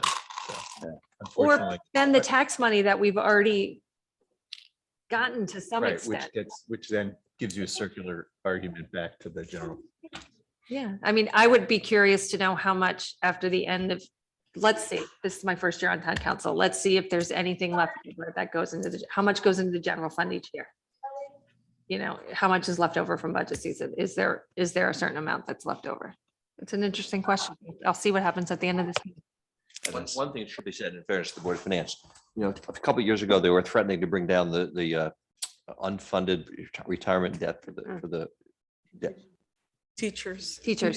retirement fund. Right. And that could have been $100 million, you know, so Oh, right. they had No. a reason to be very conservative. Yeah, Currently, it doesn't look like that's going to happen, but if you, in our annual financial statement, I think we now say our share of the unfunded teachers' pension is like $200 million. right. That's a lot of money. Yeah, it is. The Not audit, for the audit, the audit entertainment. committee, the audit committee, For our teachers, if Yeah. they ever decide to pass it down. yeah, Yeah, the audit committee literally has a heart attack when they look at. I know. I know. I mean, So, all right, so moving on to item number 8, John Howe. Facility lease agreement, review and approve the facility lease agreement between town and New Canaan YMCA regarding use of Kiwanis Park. Good evening, John. How are you? I'm good. So it's a similar lease. The Y has been using the park for, I think, about 60 years. So with that said, we're looking for a 2-year lease with the first year being 10,000, which was the same rent that they've been paying for the last few years since 2017. And then the following year for the 23 camp season, we'd be looking to go up to 15,000, which comes more in line to sharing the expenses of running Kiwanis Park for the summer season. So they do get to use the apartment, the house down there, the apartment for their use. They're planning on doing their same program. They think they'll be fully occupied with 170 campers. So yeah, it's in a way, even though it's not a true partnership, it's a good use of the park. It's nice to see a lot of people down there. Well, you said they've been there for 60 years. I mean, I'm not exactly positive on the dates, but it's been a long time. Are they okay with that escalator in the second year? They're okay. Yep. All right. So any questions for John Yes. on this? Go ahead, Christina. I'm sorry. Can we ask that they provide an insurance policy that names the town as an additional insured? I thought that was in there. Yeah. It is in there? Okay. Yeah. Okay. Great question. The other Russ. thing is, with regards to the use of the park by the public, when would they be able to use it? They can't use the same, they can use the park Okay. while they're there, but they can't use the same property. It's a security issue. You can't have somebody coming into a camp. They have no way of, What time is it open to the public? I'd have to look at the exact name, but it's around 5:30 when their camp ends. We're open up. But with that said, that's opening up the section they're using. They're only using the southern end of the park. They're not using the whole park. So there's still swimming available all day. Okay, Yep. that was my question, And- whether it and- was the whole park or just a portion. So the pavilion and the area immediately by the swings and the The- the- pavilion is for the The public? playground is available to the public. The Y's not using that, and the new pavilion area. Yeah, okay, thank you. There's a map associated with what the Y can use Where? during the day in the lease. I didn't- It's on your tab. It yeah, is? it's on your tab, I yeah. missed it, Yeah. okay. Of course, it In the red box is what the Y can use, and then the rest of it is basically open to park. but it's not red. Dark black. Yeah. Yeah. Would you like a colored one? Can you color No, that in, I got Tucker? So you'll see the effective date is May 1st. The camp season is from June 6th to August 20th, 2022, and June 5th through August 2023. That's correct. That's just a change in the Oh. calendar on Yeah. which days, that's all. We talked about hours last year, a little bit about the park, but permitted hours for the camp, 8 a.m. to 5:30 p.m. Hours of the park itself, John, is that mirrors the Dawn Dawn to to dusk. dusk. Okay. All right. Any other questions? Can I ask a question? Go ahead, Maria. It says the playscape is available to the YMCA only during extended hours. What are the extended hours? The extended hours was a holdback from previous when they would be keeping kids there beyond the regular camp time, and they just wanted something to let them do. So during that time, that's a shared time. Okay, so the public can come in at that time. That time, yes. Yeah, because that was one thing that I guess during COVID, I didn't like that the public couldn't access. It felt like they were kept out of the park until the camp ended. But now it looks like the public's welcome in the one side and the camp takes place in the other side. Correct. Correct? Yep. Okay. All right, thanks, Maria. Any other questions for John? All right, so we need a motion. We want to read the motion. Christina, Read it. or make the motion. I make a motion that we approve the lease agreement as submitted for the YMCA in the town of New Canaan at, what park is that? Kiwanis. Kiwanis Yes. Park, thank you. Second. Second. Rita. All in favor? That's unanimous. Thank you very much, John. Appreciate it. We owe you one a little earlier. All right, committee reports. Next up, bylaws and ordinance. Tom and Hillary, anything? A little. We are going to schedule a hearing on gas powered leaf blowers, probably for next month, May, towards the middle to end of the month. So just stay tuned for the exact date, but that will be put on the calendar soon. Yeah, the Conservation Commission didn't meet this month, but Correct. They're They- meeting next month. Correct. They're meeting next month. So we're trying to coordinate around that date, probably soon after that date. Great. Thank you very much. Education, Tom and Rita. No, we're good. Okay. It's a busy place over there at the high school. It's nice being over there in that building. It's amazing. That place is buzzing. It's great. Great Bring to back see. memories, Steve? Oh, yeah. I think I sat in the same chair in the planetarium that Probably did. literally. The chewing gum's still That's under the there. most, right? that's the most uncomfortable chair I've sat in a long time. Did you fall asleep as well? 'Cause I No, was no. falling asleep. All right, finance and government, Mark and Maria. We had our committee regarding the ARPA, so unless Maria has anything, I don't have anything. Maria, you good? Well, I could share, I did actually meet with the principal of St. Aloysius School to get some more details on the ARPA request for the preschool slots. And I will be sending around my thoughts about that, just to fill everyone in. Great, thank you very much. Health and Human Services, Kim and Penny. No. I don't think we have much. I mean, the presentation that Russ gave, he also gave to us, the COVID numbers were reviewed. The unfortunate tragedy in Darien is being addressed by the Health and Human Services in terms of any kind of contagion response that might take place. So they're kind of on that. So sincere condolences to all the people in Darien for that situation. But Human Services is aware of it and addressing it.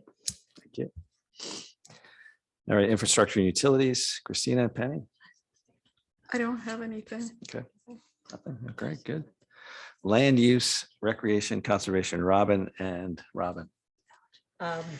Conservation couldn't meet because they weren't gonna have a quorum, and actually I didn't get to the Parks meeting because it was at Latham and it wasn't on video, so B's gonna have the minutes and I'll present it for next time. Okay.